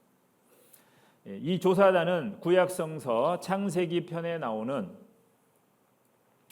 비손강을 찾아내 에덴 동산이 현재 이라크와 이란 사이 해협이라는 이론을 발표했다. 창세기에는 에덴에서 네 개의 강이 시작된다고 쓰여 있는데 그중 티그리스 강과 유프라테스 강은 이미 밝혀졌으나 비손과 기온 강은 흔적이 없어 이제까지 잃어버린 강으로 불려왔다. 그런데 비손 강이 발견이 됐다는 거예요. 아라비아 옛날엔 비 오겠다. 그래서 아까 그 비손강 있잖아요. 그 아라비아에 보면 사막인데 인공위성으로 그곳을 사막 밑에를 쭉 사진을 찍어 보니까 거대한 이 강이 흐른 강줄기 흐름이 그 사막 밑에서 발견이 된 겁니다. 그래서 이게 사우디를 거쳐서 쭉 이렇게 아라비아 반도 이렇게 거쳐 있거든요. 아 이것이 첫 번째 강 비손강이구나라고 발표를 한 거죠. 2003년도 한겨레 20일에 보면 여기 바벨로니아 평원 일부인 딜문섬으로 추정되는데 아담과 이브가 살던 나곤 같은 동산을 흐르던 에덴에서 네 개의 지류 비손, 기온, 히데겔, 유브라데를 이뤘다고 전하는데 이것이 오늘의 티그리스 강, 유브라테스 강으로 여겨진다. 그래서 실제로 에덴 동산 자리가 있다라고 한 겁니다. 드러난 에덴 동산, 티그리스 강과 유프라테스 강이 만나는 이곳이 에덴 동산이다. 동아일보 신문에 2003년에 나왔죠. 그리고 BBC 뉴스에도 보면은 2009년도인데요. 이라크의 가뭄에서 에덴이 드라잉 아웃 마르고 있다 그랬죠. 마르고 있는 에덴. 그래서 여기 뭐라고 기사가 썼냐면 에덴 동산은 쓰레기장으로 변할 위험에 처해 있다. 에덴 동산이 나오죠. 전설적인 에덴은 티그리스와 유프라테스라는 두 강 사이의 땅이 메소포타미아에 있었다 그랬죠. 그러니까 에덴 동산 실제로 있다고 지금 다 국어학자들이 찾아냈기 때문에 자연스럽게 얘기를 하고 있는 겁니다. 나만 모르는 거예요. 자, 그런데 그 에덴 동산이 어떻게 됐냐면 에스겔 31장에 보면 이 물대임을 받은 에덴의 모든 나무가 지하에서 위로를 받는다. 그러니까 에덴의 모든 나무가 지하에 내려갔다 그랬거든요. 그래서 이게 지구에 큰 이제 격변이 있을 때 지하에 땅을 묻혀버린 겁니다. 근데 그 에덴의 나무가 어느 정도 컸을까 생각을 해보면 실제로 그 미국의 세콰이어 파크에 보면은 이 세콰이어 나무가 있는데요. 이 지름이 여기서 여기까지가 4.9m예요. 5m니까 엄청나게 큰 나무죠. 이런 게 빽빽하게 있습니다. 그러니까 이런 나무들이 어마어마하게 했던 광활한 에덴 동산이 지하에 내려간 겁니다. 근데 그 증거가 뭐냐면 우리가 쓰는 석유의 약 60%에서 70%가 바로 이곳에서 나와요. 근데 이곳은 중동 지역은 아시다시피 사막 지역이잖아요. 모래가 썩어서 석유가 나진 않죠. 많은 동식물이 일시에 묻혀서 시간이 지나면서요. 이게 고압에 의해서 석유가 되는 겁니다. 그것을 이제 시추봉을 꽂아서 우리가 뽑아 쓰는 거죠. 근데 대부분 유전이 바로 이 페르시아만 지역과 사우디, 이란, 이라크 이쪽에 다 모여 있는 거예요. 근데 여기 강이 만나는 곳 비손강의 흔적이 있는 곳이죠. 그래서 이곳이 실제로 존재했던 에덴 동산이구나라고 알 수가 있는 겁니다. 그래서 이 중동에서요 석유가 전 세계 대부분 다 여기에서 수출이 되죠. 그래서 이 에덴 동산도 지어낸 얘기가 아니라 실제로 있었던 그런 성경의 사실적인 위치라는 걸 알 수가 있어요. 성경은 지어낸 책이 아닙니다. 그런데 에덴 동산에 살던 아담과 하와가 하나님께 죄를 보면서 쫓겨납니다. 선악과 먹지 마 그랬는데 먹었어요. 사람 하지 마 그러면 더 하고 싶죠. 제 예전에 이제 고등학교 때 교회를 좀 다녔었는데요. 항상 이해가 안 되는 게 아담 하와 얘기하면 하나님은 선악과 아담이 따먹을 줄 아셨을까 모르셨을까 항상 그게 궁금했어요. 그래서 아셨으면 아니 그거 먹을 줄 알면서 왜 만들지 사랑한다면서 죽는다 그랬는데 뭐 이제 여러 가지 생각이 들죠. 모르면 하나님이 그것도 모르면서 무슨 전지전능한 하나님이냐 이런 얘기들 생각을 하게 된 거죠. 근데 성경을 쭉 배우면서 알게 된 게 뭐냐면 하나님이 그렇게 하신 게 테스트였어요. 테스트. 그러니까 하나님은 사람을 사랑의 대상으로 지으셨어요. 그렇기 때문에 사랑의 대상은 어때요? 하나님과 동일하게 영원히 살아야 되죠. 그래서 우리에게 영혼을 주신 거고 그리고 사랑이라는 건 어때요? 하나님이 창조했으니까 하나님이 프로그램 한 대로만 돌아가면 안 되죠. 그래서 자유의지를 주신 거예요. 선택할 수 있는 선택권을 우리한테 주신 거예요.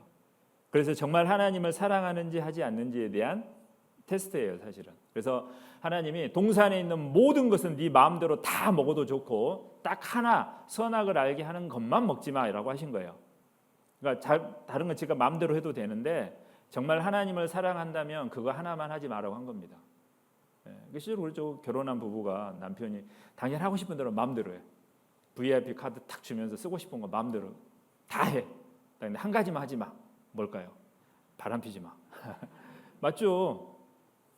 근데 그거 한 가지인 거예요. 그러니까 하나님이 정말로 창조하셨고 모든 걸 주셨고 그래서 그 의지로 사람의 인간의 의지로 하나님의 사랑을 선택하도록 하신 거죠. 그러니까 그것만 안 먹으면 되는 거거든요. 근데 결국은 마귀의 유혹에 의해서 먹게 된 겁니다. 죄를 범했죠. 그래서 이제 에덴 동산에서 쫓겨나게 된 거예요. 그래서 이제 영원히 살 수 없고 범죄하는 영혼이 죽으리라. 그래서 그 영혼이 우리에게 있는데 영혼이 하나님과 딱 끊어져 버린 겁니다. 성경에 이제 죽었다는 얘기가 사라졌다는 얘기가 아니라 끊어졌다는 얘기예요. 우리가 이제 전기가 죽었다 그러면 전기선이 끊어졌다는 얘기잖아요. 그것처럼 하나님과 아담이 연결이 되어 있어 함께 교제하고 함께 지냈는데요. 죄로 인해서 딱 끊어져 버린 겁니다. 그래서 이제 시간이 흐르면 우리 몸도 늙어서 병들고 죽게 되고 영혼도 천국에 있는 하나님께 가야 되는데 죄로 인해서 영원한 형벌을 받게 된 거예요. 하나님은 그것을 죄는 지었지만 우리 사람을 사랑하시기 때문에 다시 하나님께 돌아올 수 있도록 구원의 길을 성경에 주셨어요. 우리가 이제 이번 주에 그 길을 찾는 겁니다. 하나님 여기다 주셨거든요. 그래서 아담과 하와가 그때는 이제 자기들이 잘못해가지고 쫓겨났잖아요. 그때 이 죄를 보면서 부끄러우니까 그때는 옷을 입지 않아도 전혀 부끄러움을 느끼지도 않고 그리고 이 지구의 기후가 너무너무 최적 환경이었기 때문에 옷을 입지 않아도 전혀 춥거나 감기 걸리지 않는 그런 좋은 환경이었는데요. 이제 죄를 범하니까 부끄러움을 느끼게 된 거예요. 그래서 무화과나무 잎을 따가지고 치마를 해서 입었어요. 근데 무화과나무 잎은 완전한 옷이 안 되죠. 나무 잎은 있으면 이제 시들어서 말라지니까 계속해서 수고해가지고 옷을 입어야 되는 겁니다. 만들어서. 그래서 하나님이 그들을 에덴 동산에서 내어 쫓긴 하지만 이제 죄를 범했기 때문에 하지만 그들에게 가죽 옷을 지어 입히시거든요. 그래서 가죽 옷을 딱 입으면 어때요? 이제 옷을 만드는 수고가 없어진 거죠. 그것은 하나님이 너희가 지금 죄를 범해서 떠나지만 내가 나중에 너희들의 허물을 죄를 해결해 주겠다라고 하는 그 약속이 거기 있는 거예요. 그래서 가죽 옷으로 허물을 입혀주는 겁니다. 성경에 보면 그 가죽 옷을 구원의 옷이라 그랬거든요. 자, 어쨌든 나중에 자세히 말씀드리고요.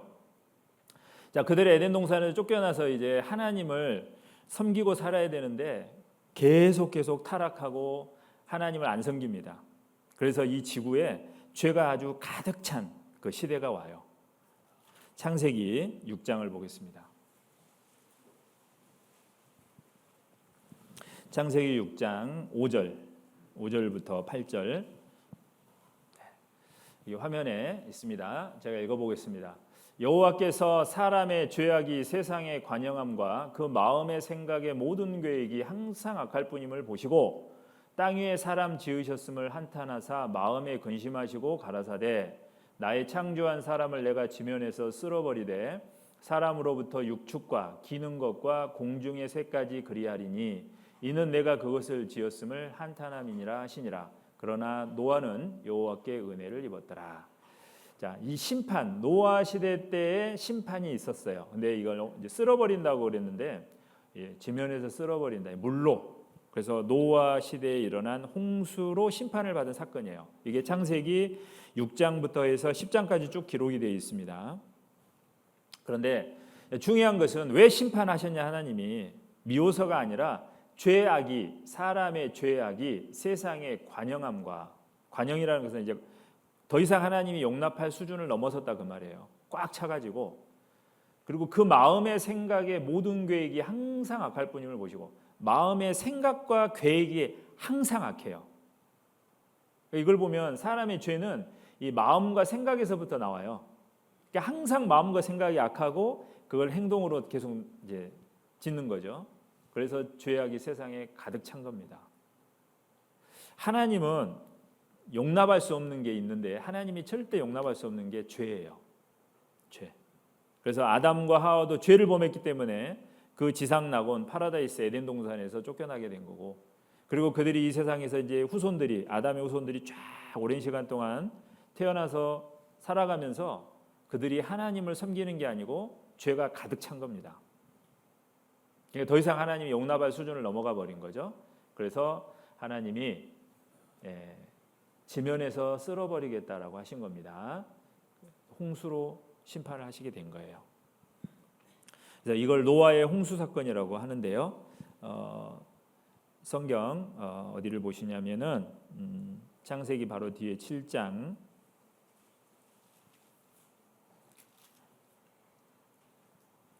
17절입니다.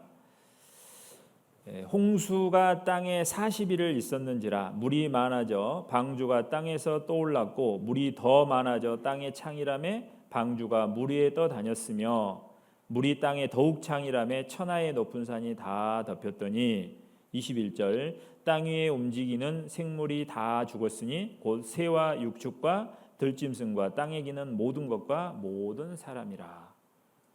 그러니까 이 지구를 완전히 덮어버리는 홍수가 있었던 겁니다. 그러니까 우리 지금 상상이 안 되죠. 지구가 엄청 커요. 근데 지구를 다 덮을 정도면 그 물의 양이 얼마나 많겠어요. 이게 계산이 안 될 정도인데 근데 정말 성경은 이 얘기를 하고 있는 거예요. 그러면 이 홍수에서 살아남으려면 어떻게 해요? 방주가 필요하죠. 그래서 하나님이 노아에게 방주를 만들라고 합니다. 근데 이때 당시에 배 만들 수 있는 기술이 어디 있었겠어요? 그런데 하나님은 이제 창조주시니까 그래서 가장 안정성이 높은 그 배의 설계도를 알려주세요. 그래서 길이는 300규빗, 폭은 50규빗, 높이는 30규빗. 그 비율이 있습니다. 비율이. 제가 해군 나와서 알아요. 제가 상륙함을 탔거든요. 근데 딱 요 비율이거든요. 상륙함은 전투함하고 달라서 전투함은 막 빨리 가가지고 공격해야 되잖아요. 상륙함은 많은 탱크하고 상륙병들을 태우고 안전하게 내려주는 거죠. 그러니까 속도는 많이 안 납니다. 근데 안정성이 최고로 중요하죠. 제가 그 배를 한국산 상륙함 1호 배를 제가 타가지고 기관병이어서 이제 기계공학 전공했다고 기관병 하라 그래가지고 거기서 이제 그 배를 처음 인수하니까 그거에 대한 모든 재원을 다 이제 영문으로 된 것을 번역하고 이렇게 하는 그런 일을 좀 도와줬는데요. 그걸 보면서 제가 제대하고서 이 홍수 사건을 배우는데 그 배의 사이즈를 보고 놀란 거예요. 거의 그 비슷하게 그 비율을 따르거든요. 자, 어찌됐든 하나님이 그렇게 주신 거예요. 그러니까 지금부터 약 5,000년 전 홍수 사건이 있었는데요. 5,000년 전에 이런 300규빗은 약 130m에서 40m 되는 길이 큰 배입니다. 방주라는 것은 배는 프로펠러가 있고 키가 있어요. 방향을 잡아주고 추진력. 근데 방주는 프로펠러도 없고 키도 없어요. 그래서 방주라고 하는 겁니다. 그러니까 뭐 방향도 못 잡고 그러니까 이게 전 지구가 이제 물에 잠겨서 파도가 엄청 크겠죠.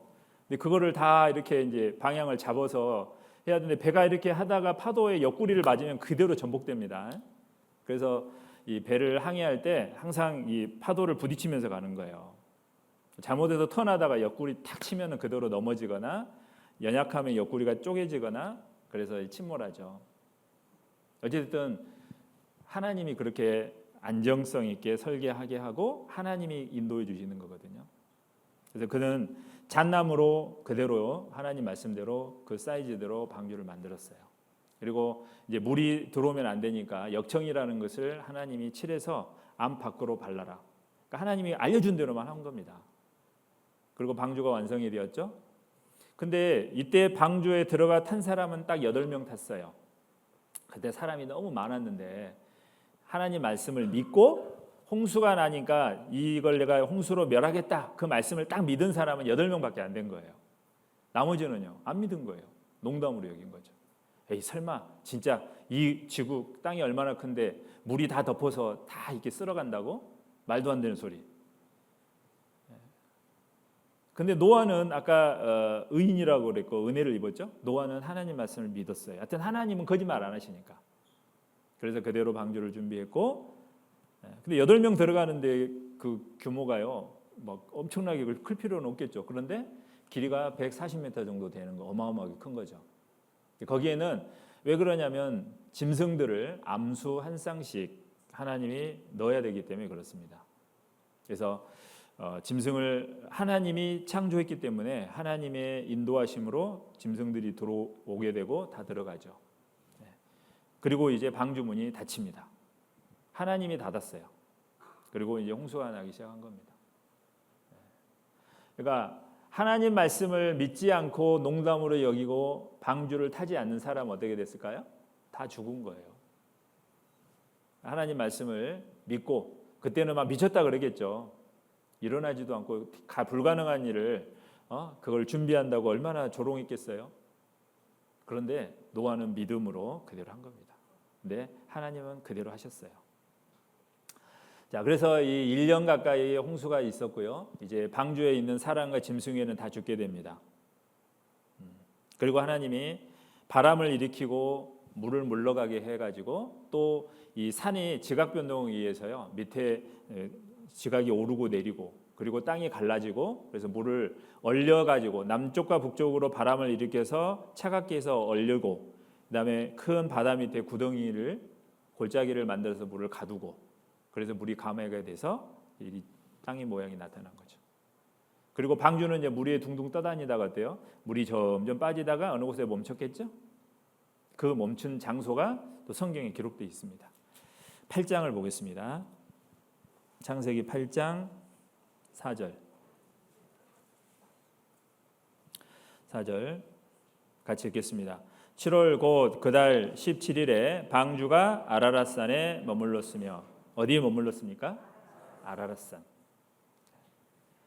아라랏산. 알아야 되니까 아라랏산이에요. 몰라도 되면 몰라랏산인데 자, 노아의 홍수에 대한 의문이 있는데요. 많은 사람들이 이렇게 얘기합니다. 자, 성경에 보면 40일 주야 비가 하늘에서 쏟아졌다 그랬는데 40일 주야 물이 쏟아질 그 양이 정말로 하늘에 있냐? 그게 첫 번째 질문. 두 번째로 노아 600살 때 홍수가 났고 그 노아 600살 홍수 나기 전에 성경에 보면 900살 이상 살아요. 모두셀라는 969살까지 살았거든요. 그러니까 사람이 어떻게 900살 이상 사냐? 이거는 전설이다. 이게 전설이라는 이제 지어낸 얘기란 얘기죠. 그리고 세상을 그러면 덮었던 물은 그 계산을 하면 엄청나게 많은데 다 어디 갔냐? 그리고 짐승을 한 쌍씩 태웠다 그랬는데 짐승이 얼마나 많은데 그 배 다 들어갈 수 있냐 방주에? 노아의 방주가 그럼 지금도 있냐 흔적이? 자, 이게 크게 이제 5가지죠. 여러분 이 의문이 다 해결이 되면 이 홍수 사건은 있었다고 믿을 수 있을까요, 없을까요? 있습니다. 자, 성경에 보면 자, 이 물이 어디서 왔냐면은 자, 먼저 하늘의 창들이 열려 40주야 비가 내렸다. 40주야. 성경에 있습니다. 그런데 이제 성경에 보면 창세기에 보면 처음에 하나님이 만들었을 때 최초의 지구는 지금과 달랐어요. 어떻게 달랐냐면 지구 위에 물층이 있어요. 그래서 여기 보면 궁창, 하늘인데요. 궁창, 하늘 아래의 물과 궁창 위의 물로 나뉘었다고 되어 있죠. 그러니까 하늘 아래에 있는 지면에 있는 물과 그다음에 하늘 위에 있는 궁창, 하늘 위에 이 물층이 있다는 거예요. 하나님이 그렇게 창조하셨고 그리고 창세기 7장에 이제 이 하늘에 있는 창이 열려서 이 모든 물이 쏟아졌다고 말씀하고 있는 거예요. 40일 밤낮 동안. 그래서 지금 이제 이 물층이 사라진 거죠. 그래서 이제 성경에 이 기록을 놓고 예전에는 이 물층이 있었구나 이것을 이제 알아가지고 그때 당시 이 환경으로 전부 다 시뮬레이션을 해본 거예요. 그랬더니 이제 놀라운 이제 결과들이 나온 겁니다. 자, 물층이 있으니까 태양에서는요 여러 가지 마이크로파부터 해서 자외선, X선, 감마선, 광선들이 쭉 오는데 이 광선 중에서 마이크로 원적외선, 가시광선은 우리에게 정말 좋아요. 사람에게 좋은 광선이고 자외선, X선, 감마선은 해로워요. 특히 이제 자외선 같은 경우는 이 피부 노화를 촉진시키거든요. 그런데 물층이 있었을 때 이 좋은 광선은 물층을 투과해서 지면에 도달하지만 해로운 광선은 물층을 통과를 못한다는 거예요. 그러니까 이 지구의 환경이 완벽한 환경이에요. 그래서 사람이 늙지도 않고 900살까지 살 수 있는 그런 환경이 되었다는 거죠. 이거 제가 얘기한 거 아니에요. 과학자들이 얘기한 거예요. 과학자들이. 그런데 이제 홍수 때 이 물층이 사라지니까 자외선, X선, 감마선 이런 해로운 것도 막 도가되죠. 그러니까 사람의 이제 피부가 노화가 촉진이 되고 수명이 단축이 된 겁니다. 그래서 화석이 그 증거예요. 홍수 전에 그 화석이 발견이 됐는데 여기 보면은 화석이 지금 우리 사이즈하고 달라요. 여기 보면은 이제 바퀴벌레가 30cm고 나비가 56cm, 잠자리가 1m, 소라가 1.5m, 새우가 2m, 악어가 15m, 소가 9m. 한우가가 안 올라가겠죠 그러면 9m짜리. 사람 발자국이 370에서 560mm예요. 그러니까 완전히 지금과 환경이 달라. 이게 화석으로 나온 겁니다. 화석으로. 만들어낸 게 아니고. 그래서 지구가 물층 때문에 그렇게 됐다는 걸 알 수 있는 거죠.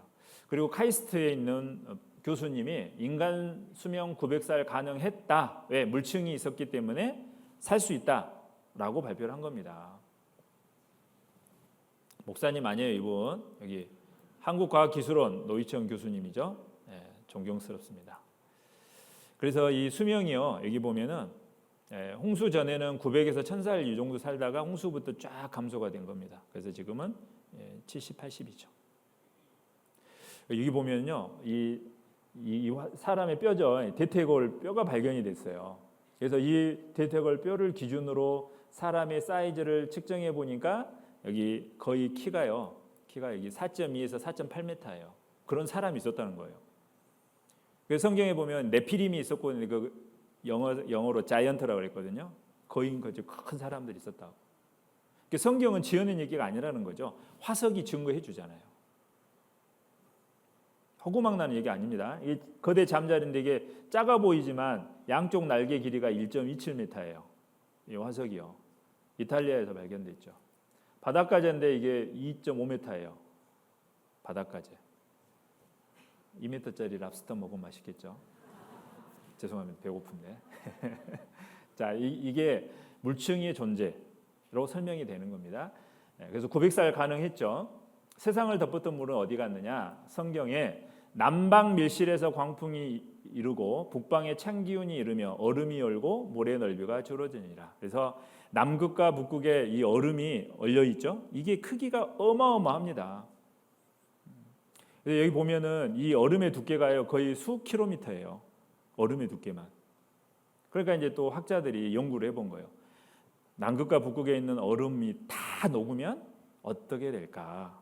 그래서 계산해 보니까 만약 지구상에 있는 빙하가 모두 녹는다면 해수면이 60m 정도 상승할 것으로 예상하고 있습니다. 그럼 여기 물에 잠겨요. 여기도. 해수면이 60m 높아지면 어마어마한 겁니다. 다 그냥 웬만한 데 다 물에 잠겨요. 얼음만 녹아도. 그러니까 하나님이 아까 말씀을 했잖아요. 바람을 일으켜서 바람의 이 액체는 바람에 약해요. 유체는 바람의 힘으로 쫙 해서 남쪽과 북쪽으로 가서 찬 기운으로 얼음을 쫙 얼려가고 쌓아놓고 물의 넓이를 쫙 줄어들었다는 거죠. 그리고 깊은 물을 곳간에 두셨다고 되어 있는데 우리가 바닷속을 보면요, 이 대륙붕이 있고 쭉 가면 이게 보면 해구가 있어요. 이 해구가 깊은 것은 거의 10km 가까이 깊은 것이 있습니다. 그러니까 이 해구가 있는데 이제 과학자들이 또 계산해 본 거예요. 이 구덩이를 산을 깎아 가지고 다 바다에 이 해구 이걸 다 메꾸면 어떻게 될까? 할 일이 없어서 그런 거 아니에요. 해 보니까 여기 보면 얼음이 다 녹고 육지에 있는 산을 다 깎아 가지고요 하면은 지구는 약 2,400에서 2,600m 두께의 물로 덮이게 된다. 그러니까 땅이 물 쭉 2.6km 밑으로 잠긴다는 거죠. 그러니까 하나님이 정확히 성경에 말씀하셨죠. 얼려놓고 깊은 바다에 구덩이를 파가지고 곳간을 파가지고 물을 가뒀다고 그랬잖아요. 정확한 겁니다. 그리고 이제 이 지구가 물에 잠겼기 때문에요. 막 홍수가 나면 흙탕물이 막 쫙쫙 흘러가죠. 그러면서 이 층이 쌓이게 되는데 그걸 퇴적층이라고 하죠. 지구의 표면의 70%가요 이 퇴적층으로 돼 있다 그래요. 그러니까 이것은 거대한 홍수가 전 지구, 전 세계적으로 있었다라는 것을 증거하는 겁니다. 그것을 잘 보여주는 곳이 미국의 그랜드 캐년이에요. 거기 잠깐 영상을 보겠습니다. 드디어 도착한 곳 그랜드 캐니언이다.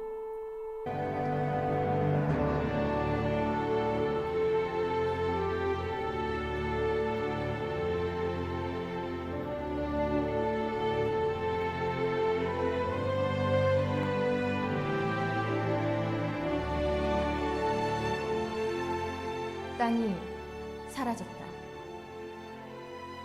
길이 446km, 깊이 최대 1.8km, 너비는 최대 30km의 땅이 사라진 거다.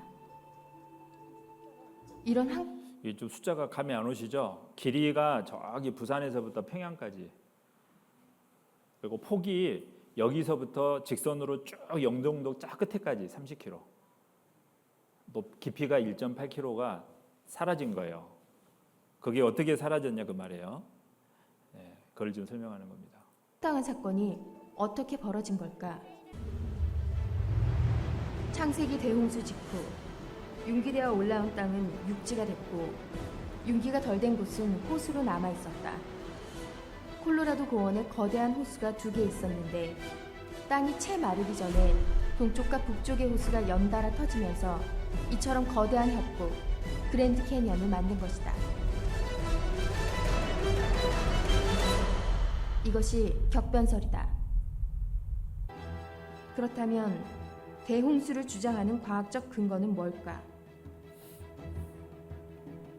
홍수의 확실한 증거는 바로 이 반듯한 줄무늬, 지층이다. 무지개떡처럼 반듯하다. 다양한 크기의 흙을 낙하하는 실험이다. 신기하게도 비슷한 흙길이 모여 층을 이루고 있다. 크기 순으로 뿌린 것도 아닌데 구르는 패턴이 비슷한 흙길이 쌓여 이렇게 반복된 층을 만든 거다.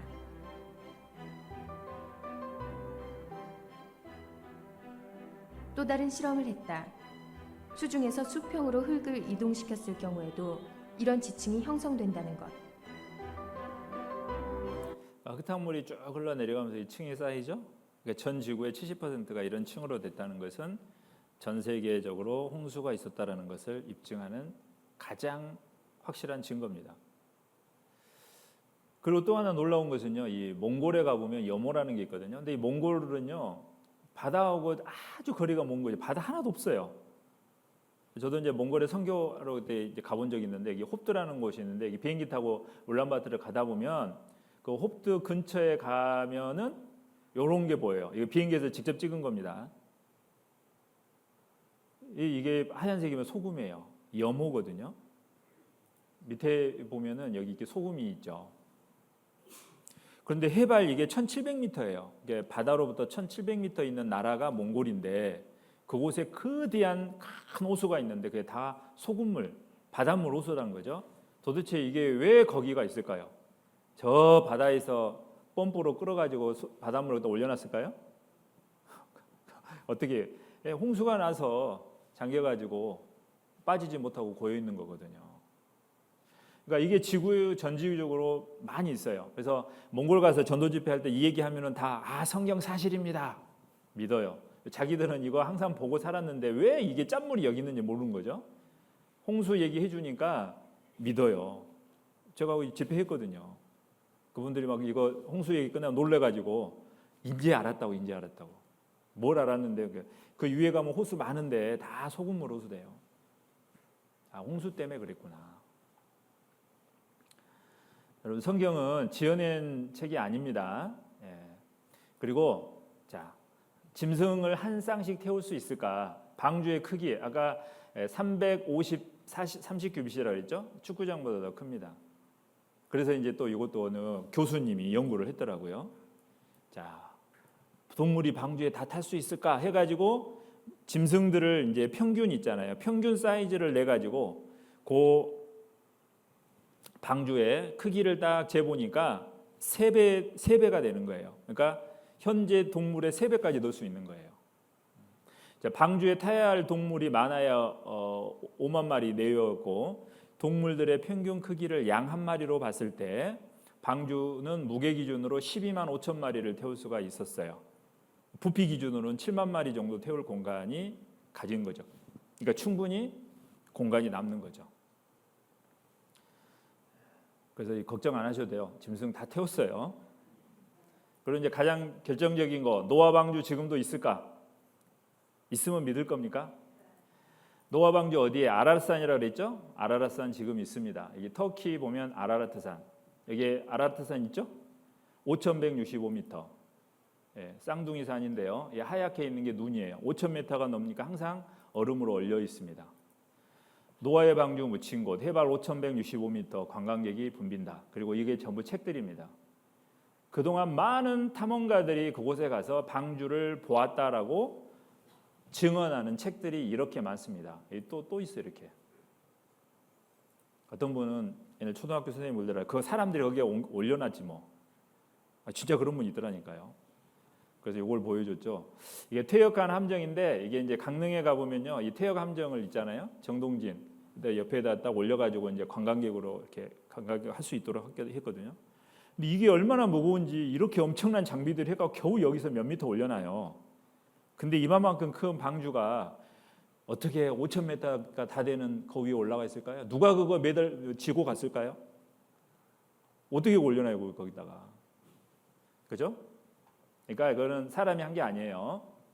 그래서 이 산 꼭대기에 길이 140m, 15,000톤급 상성과 비교될 만큼 큰 배화석이 해발 4,200m 높은 곳에 올라와 있으니 참 괴상한 일이 아니겠어요.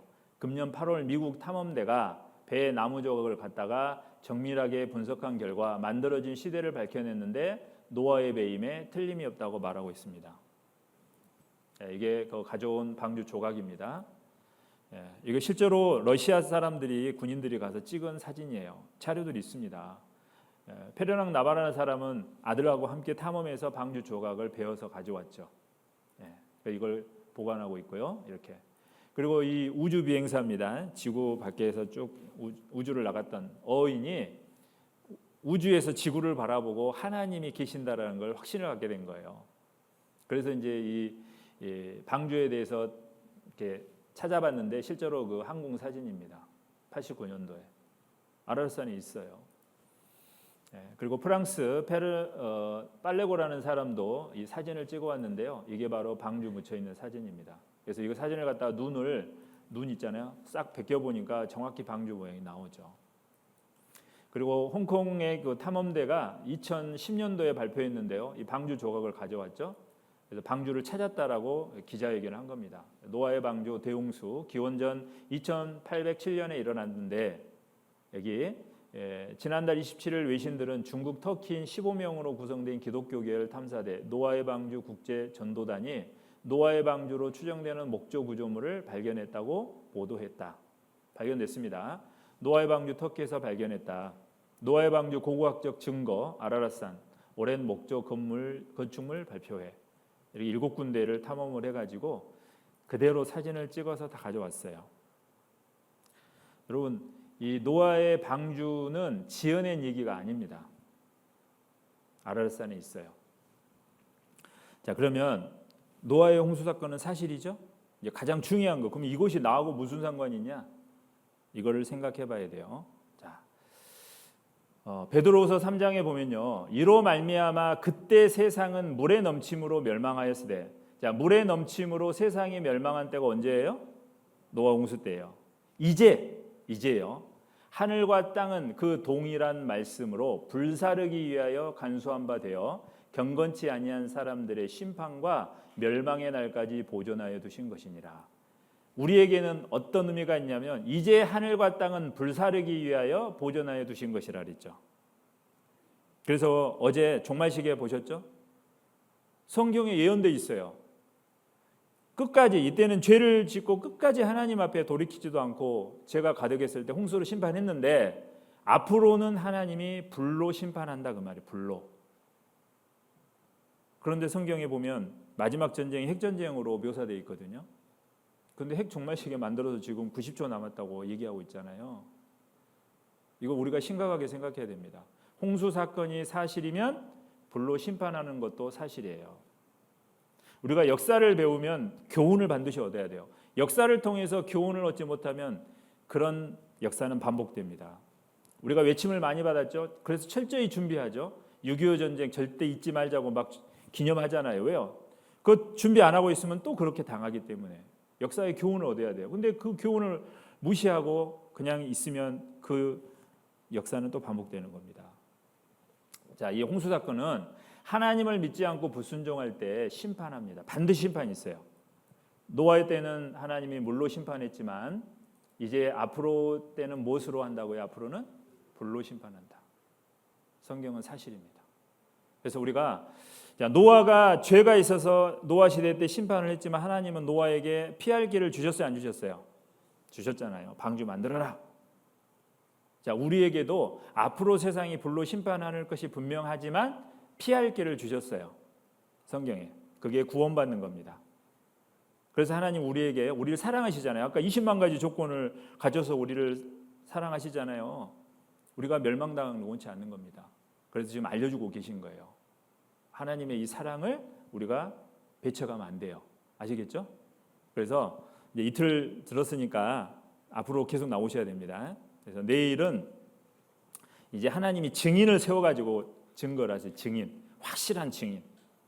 내일 들으시면 정말 하나님 계신 거, 성경이 사실인 거 더 확실하게 알 겁니다. 그래서 내일 다른 데 가지 마세요. 너무는 다니던 교회 가야 되지. 예. 하나님은 말씀 듣는 것을 중요시하기 때문에 내일은 괜찮아요. 뭐라 안 하실 거예요. 분명히. 그러니까 꼭 오셔야 됩니다. 아시겠죠? 예, 기도하고 마치겠습니다. 하나님 감사합니다. 오늘 친히 하나님이 창조하신 창조의 증거와 또 과거의 그 역사를 통해서 증거들을 보여주심으로 성경이 사실이고 하나님이 계심을 우리에게 증거해 주신 거 너무 감사합니다. 하나님의 이 간절한 사랑의 마음 우리에게 믿도록 하기 위해서 이렇게 보여주시는 그 일들 우리가 배척하지 않고 끝까지 말씀을 잘 듣는 가운데 하나님을 발견하고 하나님이 우리에게 주시는 영원한 생명을 다 얻을 수 있도록 그리고 마음의 진정한 행복을 얻을 수 있도록 인도해 주시기를 간절히 기도합니다. 돌아가는 발걸음 지켜주시기를 원하옵고 우리를 사랑해 주시는 예수님 이름으로 기도드립니다. 아멘.